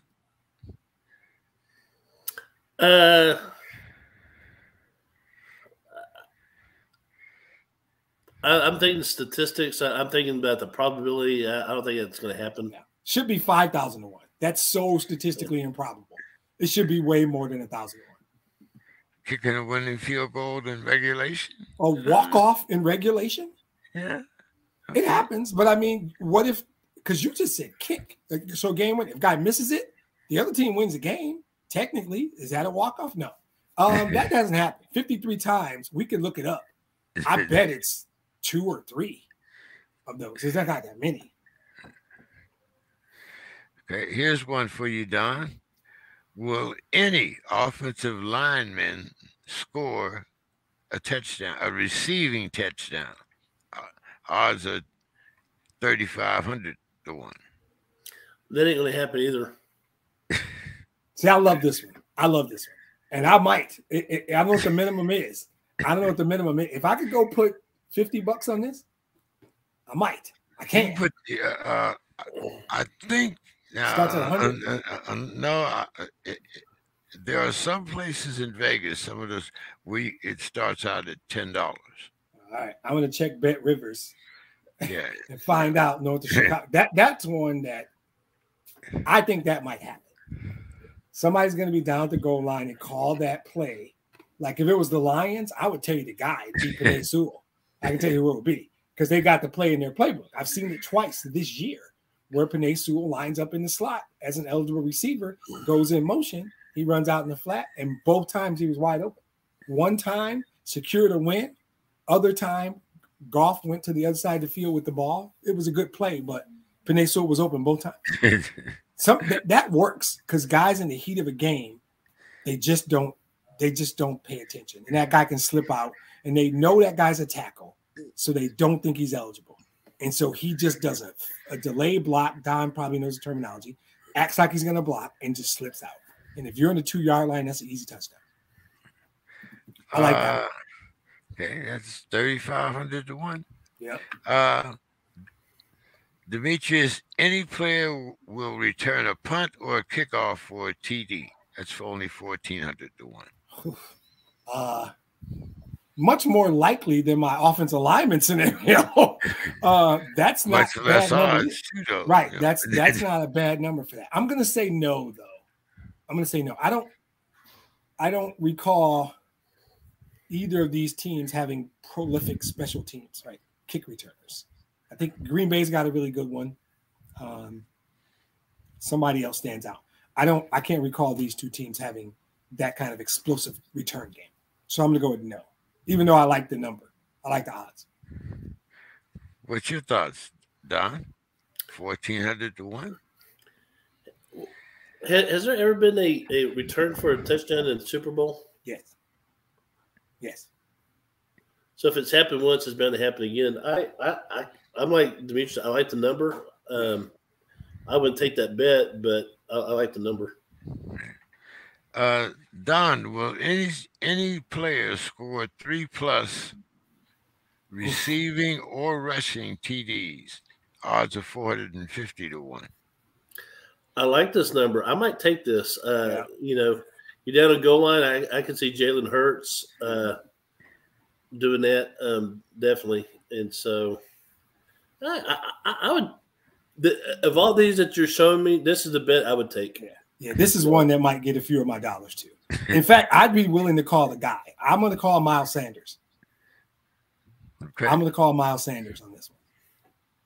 See, I think without having to call the guy, I love that number. That's a nice number. See, I'd bet on McKinnon, but I like McKinnon for this one. Yeah. Okay. Don, will any kicker have a 60+ yard field goal? Odds of 900 to 1. Nope, because neither team has signed Justin Tucker. They're not going to kick. Exactly. And that's horrible odds for that. That's horrifying odds. These teams don't go for that. right? They wouldn't go for it.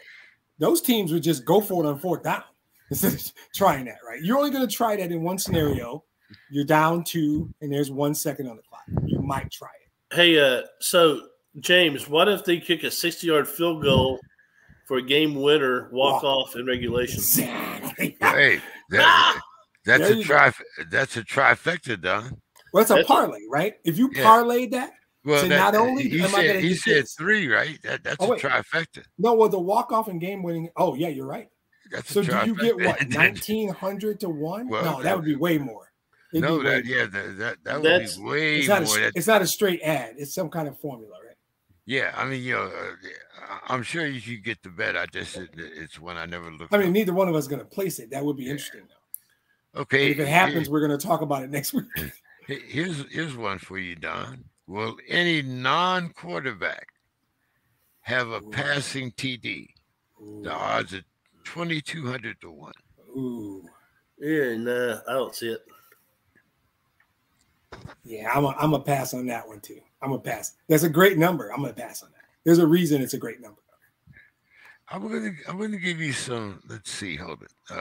Okay. Here's some fantasy point bets. Jalen Hurts.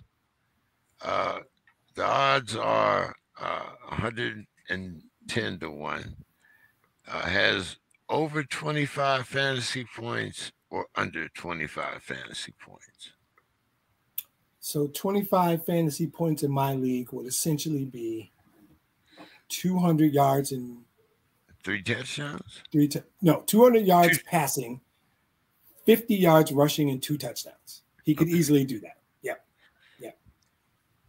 No, 15, 8. No, that's only 23. Sorry, he need more than that. 70 yards rushing. Yeah, 200 yards passing, 70 yards rushing, and 2 touchdowns. I think he could do that. If one of them's a rushing touchdown, even more. Yeah. But it just says over 25 or under 25. Okay, I'm going to go over 25 because I think he's going to do that easily. What about you, Don? You know, James, and you know this about me, I have no idea about this fantasy football stuff. Don's anti-fantasy, man. So I don't have a dog in this hunt, but this is how you calculate the points. So 200 yards is 10 points. So 70 rushing yards because I know jack shit about fantasy football, I'll just do whatever Demetrius says. Well, okay, I'm going to give you. Let's see. We can go to. Okay, here's some rushing bets. Okay, Kansas City has over 99.5 rushing yards. As a team? As a team. Over. Don? Yeah. I think they'll have probably 100, 130, 140. Yeah. So, yeah. Mahomes will scramble for 25 or 30. Pacheco will put up 60 or 70 by himself. And okay. I like that. Okay. Even on that bad ankle, I agree with you. Right. Yeah. Okay. The Philadelphia Eagles have over or under 144.5 yards rushing. Half of that will be Jalen Hurts. That's an easy one. These are all prop bets now. Oh, wherever that one is, I'm taking that one. I'm going to put some money on that one. I'll take that one too. Hurts will get half that by himself. And Miles Sanders is no slouch. These are all on DraftKings. Gamewell. Yeah, that one feels easy. Yeah, like I said, these are all on DraftKings. Put together a nice parlay on that. I'll put together a nice parlay on that. Okay, here's some for the very first play. Don, first play from scrimmage will result in a first down. The odds, yes, are plus 330. The odds, no, are minus 450. Okay. Yes. Well, statistically speaking, to quote Demetrius, I think the average yard for play in any football games on first down is like 4 yards. Yep. So exactly. That's a simple stats problem, and Don just did it perfectly. That's how you do that.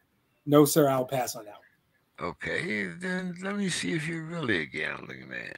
First place in scrimmage to result in a touchdown.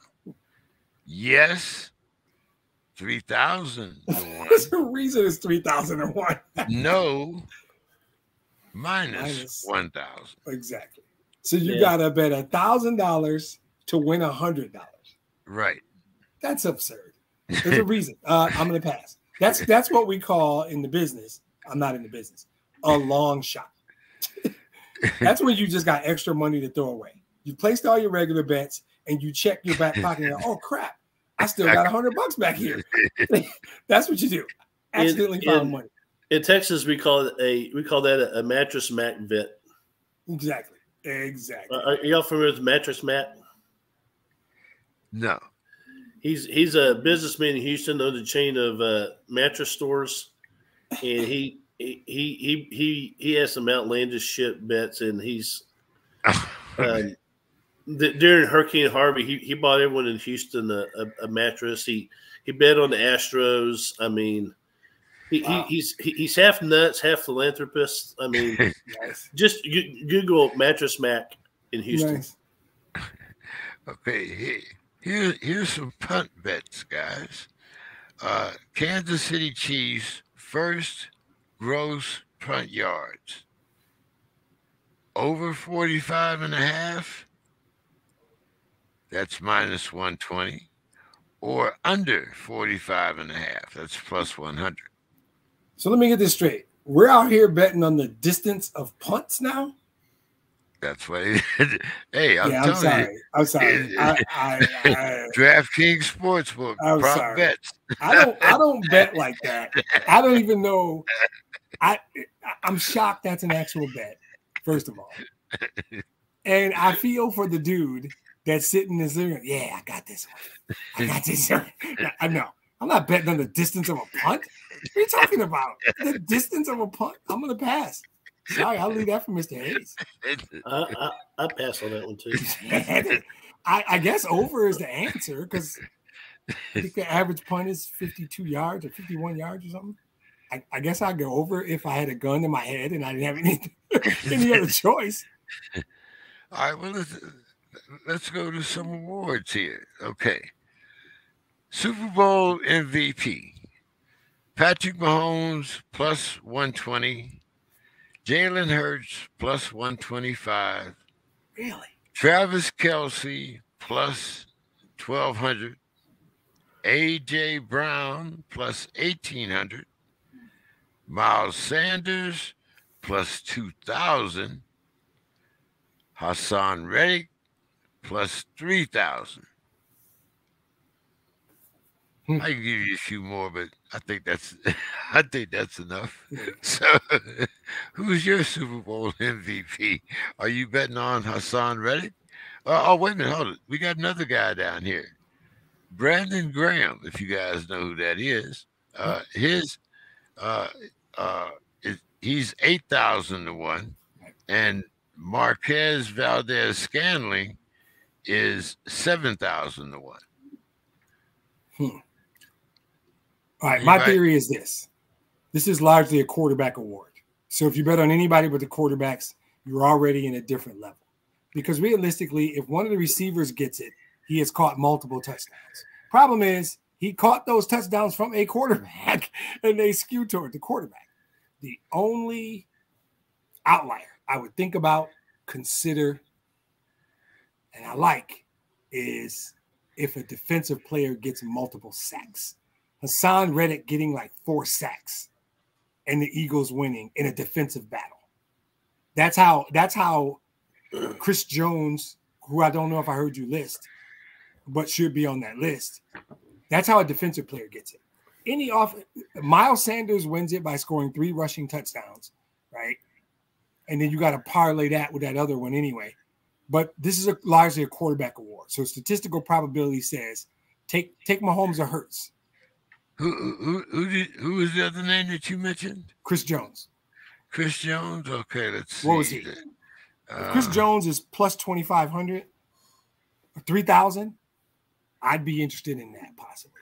Chris Jones would be the one because I think Kansas City is going to win the game.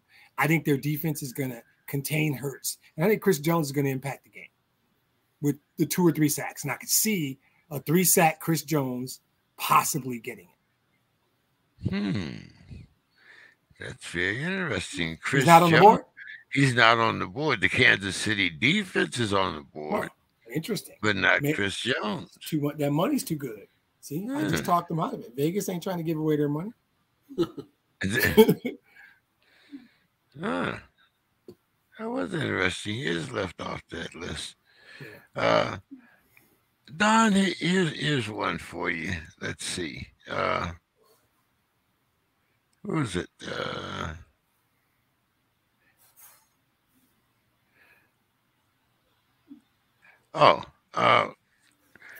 Kansas City Chiefs over 2.5 touchdowns, or over. Let's see, over. I don't know how they get this, but over a half touchdown in the first quarter. 2.5 of the game? 2.5 for total touchdowns, and 0.5 for total. So these over under bets are what, straight up, like bet 100, win 100? What's the odds on this? No, this is you bet $1, you win $250. Oh, that's easy money. Kansas City is only going to score 2 touchdowns? 2.5. So if I think they're going to score 3 touchdowns, right? I'm taking over. If you think they're going to score 3 touchdowns, you take the over. That's right. Maybe I'm missing something. I don't know. Maybe I'm missing that feels like I parlay that with some other crazy bet and get some real money. Well, I think it was Madden that the Madden simulation had the final score at 31-17. So that means that Eagles? they wouldn't. They wouldn't. Okay. Eagles, yeah, 31-17. That's Madden.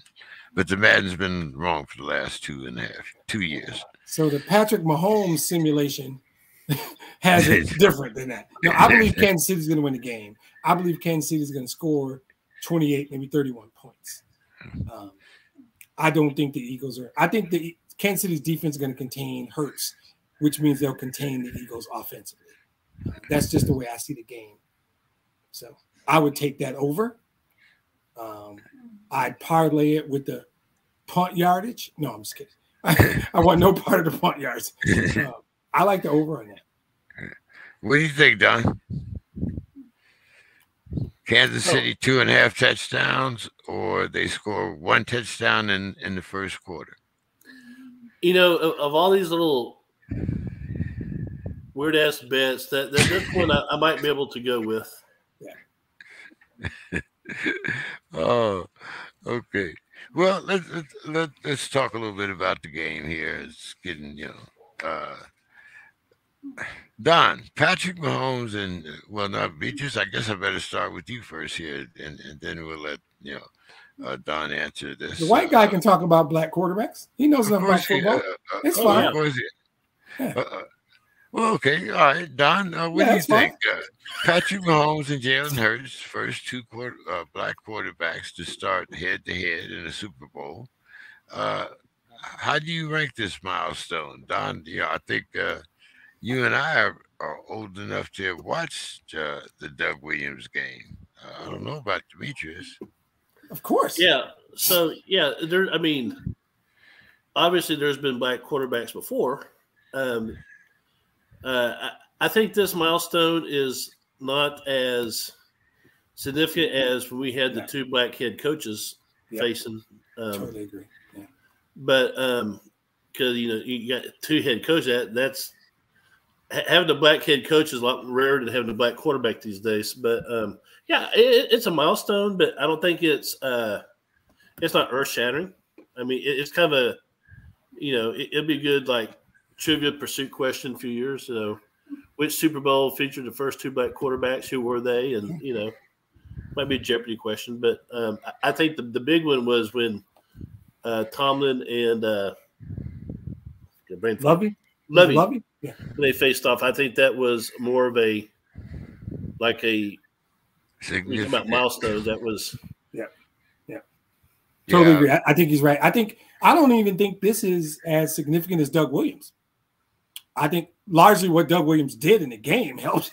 He went up, and you know what? He didn't even have that great of stats for today. He threw for like 306 yards, but I think he had 4 touchdowns. And I believe it was like a ridiculous second quarter. It just blew that game open, right? But I think what Doug Williams did was more significant. This is important. Maybe not. I don't want it to be important. I don't think it's a big deal. I think I'm past it. I think we've taken care of that stereotype. And clearly, black dudes can play quarterback. It's not that big a deal anymore. I think the coaching thing was a huge deal, and Doug Williams was a much bigger deal. One of my favorite stories of that game is after the game, some reporter, some dumbass said, so how long have you been a black quarterback? Yeah, exactly. I remember the look on Doug's face. Like, is this a prank? Right? It's like, is this a prank or something? Right? It was such a ridiculous question. Yeah. It's like, I don't know, have you seen my hands? I mean, right. Since I've been a quarterback. Yeah. 7th grade? Did you say 7th grade or 8th grade? Yeah, I think he said 7th or 8th. I forget which one. But yeah, that does bring back memories when you say that, Don. Like, okay. Don Sirianni says he still has a chip on his shoulder from when Andy Reid fired him. I don't know if you remember when Andy Reid fired him, but the Chiefs, I think, were 2-14, and he was the wide receiver coach. I mean, they were still with the Eagles, though, right? No, that was when he was with the Chiefs. That was when he came to the Chiefs, and he fired everybody. Oh, gotcha. Yeah, exactly. Yeah. But as I said, I mean, at the time Sirianni was the wide receiver coach. He wasn't even, So Donna, do you think this is one of those get over it moments, or whatever floats your boat to motivate you? Well, I said earlier in the show, never underestimate the chip on the shoulder motivation. That chip is a big motivator. Is it going to be a motivator in this game? Probably. Why not? I mean, you get to face the guy who tried to end your career. Yeah. So, I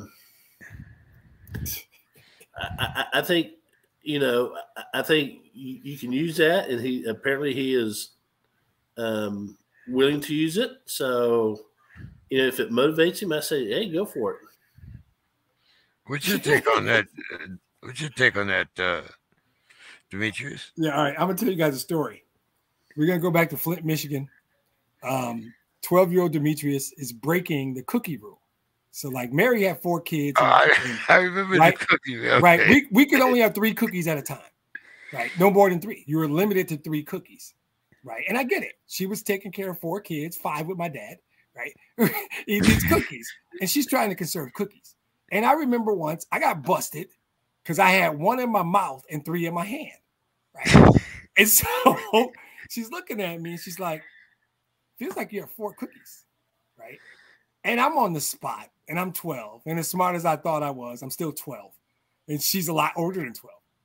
And I remember saying something so ridiculous to try and explain it, as opposed to just saying, okay. And this is what I would say to Nick Sirianni, is what my mother said to me.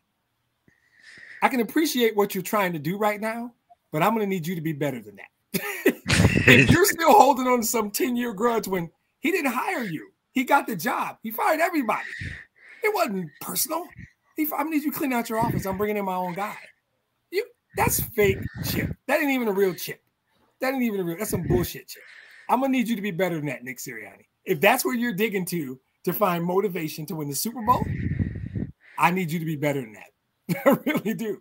Because that's some fourth cookie shit right there. I don't know. He fired me 10 years ago when I was a receivers coach.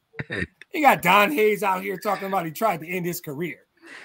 His career was just starting. I'm not saying he did that. I'm just saying from his perspective, he's thinking, hey, Right. I think that's a fourth cookie chip, and it don't mean anything. Some bullshit. Who has the most sacks, Demetrius? Hassan Reddick or Chris Jones? I expressed my love for Chris Jones last week. I told you guys last week Chris Jones would be a key player in that game, or 2 weeks ago, and he was. He made 2 sacks critical sack late in the game that locked it up. I'm a Chris Jones guy. He's very, very difficult to contain. I'm sticking with the one that brought me to this dance. So I'm going to say Chris Jones. Don. I can't argue that either. I like the way Chris Jones uses leverage. So Hassan Reddick is outstanding, but I think comes down to is Chris Jones will be facing a little less stellar offensive line than Hassan Reddick, if that makes sense. So I'm going to Chris Jones. Okay. All right. Well, that's locker room material for the Eagles O-line there, Don. All right. Most rushing yards, Don. Miles Sanders or Isaiah Pacheco? I'm gonna go with Sanders on this one. Yeah, I agree. I think the Eagles are more inclined to run the ball than Kansas City. I think Sanders is a better back. I've already said he's got a shot at a couple touchdowns. I'll take Sanders on that one too. Demetrius, most interceptions, Kansas City defense or the Eagles defense? And are you going with Sauce or are you going with Justin Reed? Wait, Sauce who? Sauce Gardner plays for the Jets. Who are we talking about? I mean, let me make sure who we're talking about. Yeah, let me get who's that linebacker for? Hold on. Kansas City guy? No, the Eagles. The Eagles. Oh, it's Darius Slay. I'm going with Darius Slay. Yeah. The former Detroit Lion, who I still miss. We should have never traded his mask. But I'm going to go with Darius Slay. I think Slay will get one for sure. So I'm going to go with Slay. Oh, okay. And he's every bit as good as Sauce Gardner, by the way, for the record. So that was a Freudian slip. Yeah. People are sleeping on Darius Slay Jr. They need to stop it. No, Slay is a very good guy. Let me make sure. Who am I talking about here? I'm picking Slay over everybody. So, and that's some of that's former Lion. Still love that dude. I don't like very many guys after they leave Detroit. Matthew Stafford's obviously one, but Darius Slay is another. I like Darius Slay a lot. Yeah, we know about your love for Stafford. Well, I had to find a way to get Matthew Stafford in this damn show. We haven't mentioned him. We're over 2 hours. I haven't said his name once. You knew that wasn't going to last. Don, Reed or what's this kid's name? Oh, we're still looking for a Philly line. Yeah. It was Slay, right? It was Slay, right? Yeah, that's what I thought. The cornerback. The cornerback versus the safety. I just did all the work for you, Don. This is easy. Softball, bro. It is softball. I go Slay. Okay. So big one. We're picking the game. But for sauce, I prefer Earl Campbell's hickory smoked sauce. Hey, I'm telling you guys, you if you're in the Phoenix airport, go by Earl Campbell's Taco Shop. Let me put you guys on. I don't know if you guys are wrestling fans, but even if you're not, the guy's name is Jim Ross. Goes by JR. JR has a line of barbecue sauces. I'm telling you, there's something for everybody. Look up JR's barbecue sauce. JR has a sauce for everybody. He's got a whole line of them, and there's about 4 of them that I like. Okay. Well, which 4 do you like? What is it? There's it's a really rich one that's got a little garlic in it. Very nice. Then he's got a traditional Carolina style, thicker, almost tastes like it's a rub. Then he's got a Carolina style's got the vinegar, right? Right, exactly. Okay. That one's really good. I had just a little. He's from Oklahoma. Sorry, Don. He had a little bit of his own down home. I think it's called the Norman Special or something like that. Wasn't bad. It wasn't as impactful as I like. It was more subtle, but the meat was so good I didn't really care. And then he's got another one that's kind of hot, and I don't really do super hot, but he's got one that's a little hot. I had one bite and I had to leave it alone. It was good, but it was hot. If you're a dude that likes hot, it was a hot one. He's got some good stuff. What's the big brisket down there in San Antonio? The best brisket? Yeah. Well, I go to a place called Cooper's. It's actually New Braunfels, which is about 20 miles north of here. But if I Don, need, that got to be some good brisket, Don. 20 You can miles. take me there next Thursday. Next Thursday, Don, a week from tomorrow, I'm staying at the Homewood Suites near the San Antonio Airport. I will meet you at this Cooper's place for dinner. 7 o'clock next Thursday. Free up. I'll be there. We'll be in touch, but we're doing dinner next Thursday. all right, we'll work it out. So Briskets and beer, baby. Briskets and beer. Cooper's Oh, has John- to do both. He doesn't. So the Coopers is go ahead, Don. No, I'm just saying they're famous for their brisket, but they also have real good pork chop. It's the size of a dinner plate. You know, The tomahawk chop. oh yeah, it's good stuff. Okay. All right. Well, I'll be interested in hearing about you and Demetrius having dinner and talking about the Lions and the Cowboys. Yeah, dinner's on me. You find a place, I got the credit card. Don't worry about it. Oh, Mr. Expense account. Exactly. I didn't say I was paying for it. Nobody's from my company's watching this podcast, so I'm good.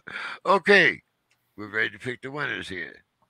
As I said, the Madden simulation has the score at 31-17 in favor of the Eagles. Demetrius, who's your winner and what's the score? I've hinted multiple times tonight that I'm going with the Chiefs, and I'm sticking with that. I think they're going to put up points. I like the Chiefs 31-20. Don?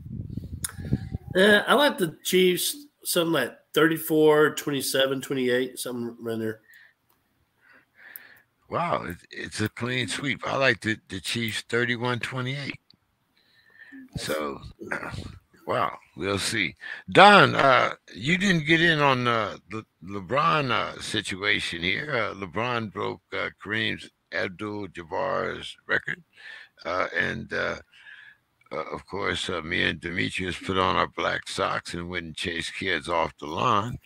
I pointed to the fact that, it's nice that he broke the record, but LeBron made over 2,000 threes in his career. Kareem Abdul-Jabbar had one in 20 years. So I'm kicking the ball, and I'm keeping the one that you hit over here in my yard.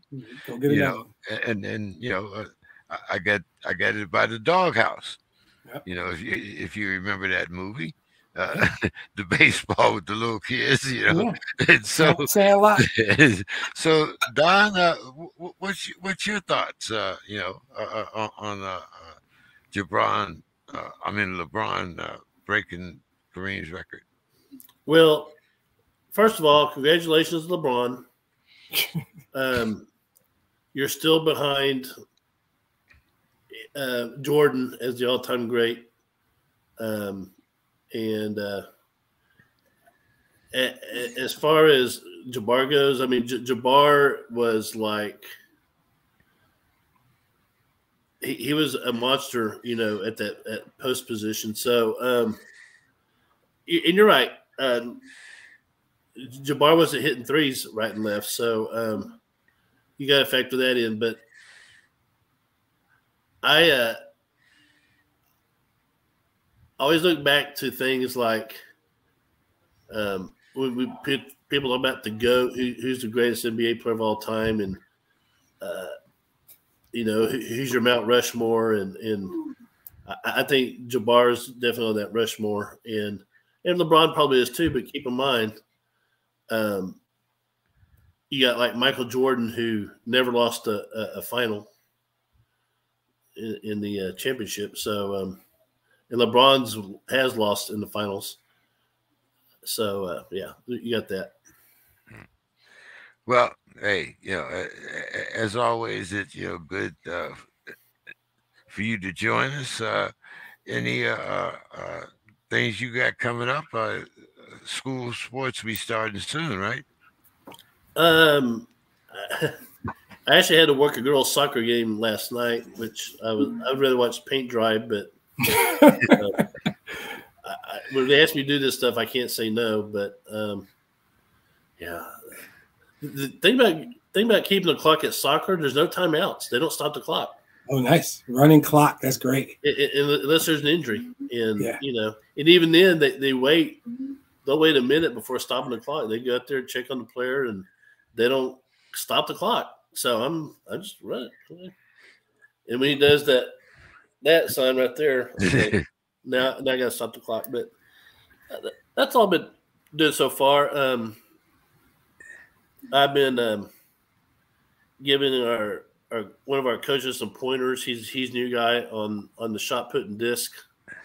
But other than that, I'm just laying low. All right. Well, hey, you and Demetrius will be having a dinner next Thursday. I'll be just coming back from Vegas. Hopefully, I won't be hungover, but maybe I can beat some of the Vegas odds. But I'm not. I'm not that big on like throwing money away. I might take some of these. I'd rather take some of these bets. Right. Do the prop bets. About, yeah. At least if I lose, well, the odds were good. I guess. Yep. But no, I might try my hand at the craps table, and like I say, play a little poker. And I think there's a fight. But the big fight is going to be in San Antonio, I believe, on I want to say on the 11th, but I'm not sure. But anyway, hey, you guys enjoy meeting up, and yep. Let's get some final thoughts in there. Demetrius, I'm gonna do you like they usually do us, first in, last out. So Don. Your final thoughts. So my final thoughts, well, not sports related. So I'm going to be like our friend Bill, who always throws out non-sports stuff for his final thoughts. This week we've been concerned about Chinese spy balloons and whatnot, and State of the Union address by the president and all this stuff. Meanwhile, in Turkey, in Syria, like close to 4,000 or 5,000 people died in an earthquake. Yep, that's a shitload of people. Now, I had a layover in Turkey during my trip to the Holy Land, and when I heard about that earthquake, because while we were there in the Holy Land, we were on the Sea of Galilee, and there was a slight tremor. And you saw the waves ripple. And our tour guide said, "Yeah, well, we're near our fault line." He said, and that happens almost on a daily basis, where we just see the water kind of ripple. And because it's that active, that they don't expect a big earthquake to hit like in that area, but just north and west of there, you have this magnitude whatever god awful number, and these people were like crushed to death, and it's like, wow. And we're not that having Chinese spying on your country is bad, but they're still expecting the death toll to rise. So my prayers go out to those people. How horrible to have like your body crushed, pulverized by falling tons of concrete and metal. And so that's my final thought. I think sometimes we need to focus on stuff like that and not so much other stuff that we tend to face. Yeah, but Don, that's called being human, and that's not fashionable in this day and time. Yeah, so I'm not going to do my final thoughts now. Thanks a lot. Forget everything I was going to say. Hey, James, maybe go first. I know. Thoughts and prayers. I'm with Don. He's absolutely right. No, he is. And I think mine will be quick. It is kind of tied to it, right? Because what sports are for us is this diversion, so that we don't have to think about real stuff. But sometimes you got to stop and get perspective. And so mine is about, I've just happened to this week come across multiple videos of fights between fans of different teams. One was at a hockey game, and it was the most inhumane thing I've ever seen. What we would call it was getting stole on, or sucker punch, cold cock, whatever you want to use. It was not right. It was not right. And I've seen these, and there was one at a Raider game. Nah, it might not have been the Raiders. I don't want to say it was. It probably was. Right, it probably was. But I've never seen it that way. I've never wanted to punch. Like, okay, that might not be true, but okay, we have to just treat each other better. Sports is just a game. Like Don just set it up. There's real life shit happening. People in Turkey and Syria, that's real stuff. Whether my team beats your team in a game, we can be better than that, right? We can be better than that. So hopefully it ties in. I just hope that there's probably real legitimate reasons that two people can fight. And I'm not one of those, oh, you can never fight another person. There's some stuff that'll make me want to fight another man. Of course. It's not whether or not his team beats the Lions, right? You can do something a lot less. But the shorter version is, let's just get back to seeing human beings. Don't see political party, don't see religion, don't see sexual orientation, don't see race, don't even see jersey that they're wearing. When you look at somebody else, just see another person, right? And start there, baseline it there. Now, if they act like a clown, do what you got to do, right? But baseline it there. And I feel like we've gotten away from that. I'm seeing too much evidence that we've gotten away from that. So kind of tied to Don's thing, because what Don really talked about is perspective. Perspective. Whatever's happening in your life, there's like 4,000 people in Turkey and Syria that are gone. And more, that number's going to get bigger, right? Perspective. Okay, your dinner wasn't good. You didn't get great service at the restaurant today. Perspective, right? Your team lost by 30 to the Clippers. Perspective. That's really it. I mean, I think they tie in well together, and hopefully, we can all just be better and think about stuff like that. So. Yeah, I have to agree with both of you. You have to think about some of the suffering around the world. We talk a lot about this country, and there's a lot of things wrong with this country, but step outside this bad boy. Still the best country in the world. Nobody's even close. I've been to 14 different countries. I guarantee you guys, nobody's close. Hey. Yeah, I definitely agree with you. I don't think I think I might be behind you. I don't think 14. I can count 8 off the top of my head. Yeah. And even then, things were a lot different. That was when everybody in Europe had its own money. Yep. There was no euro, so people were working 60-hour weeks. And America was working 40. Now everybody else is working 30-hour weeks, and realizing that how much a person needs vacation and time away from their job. Yep. But that's another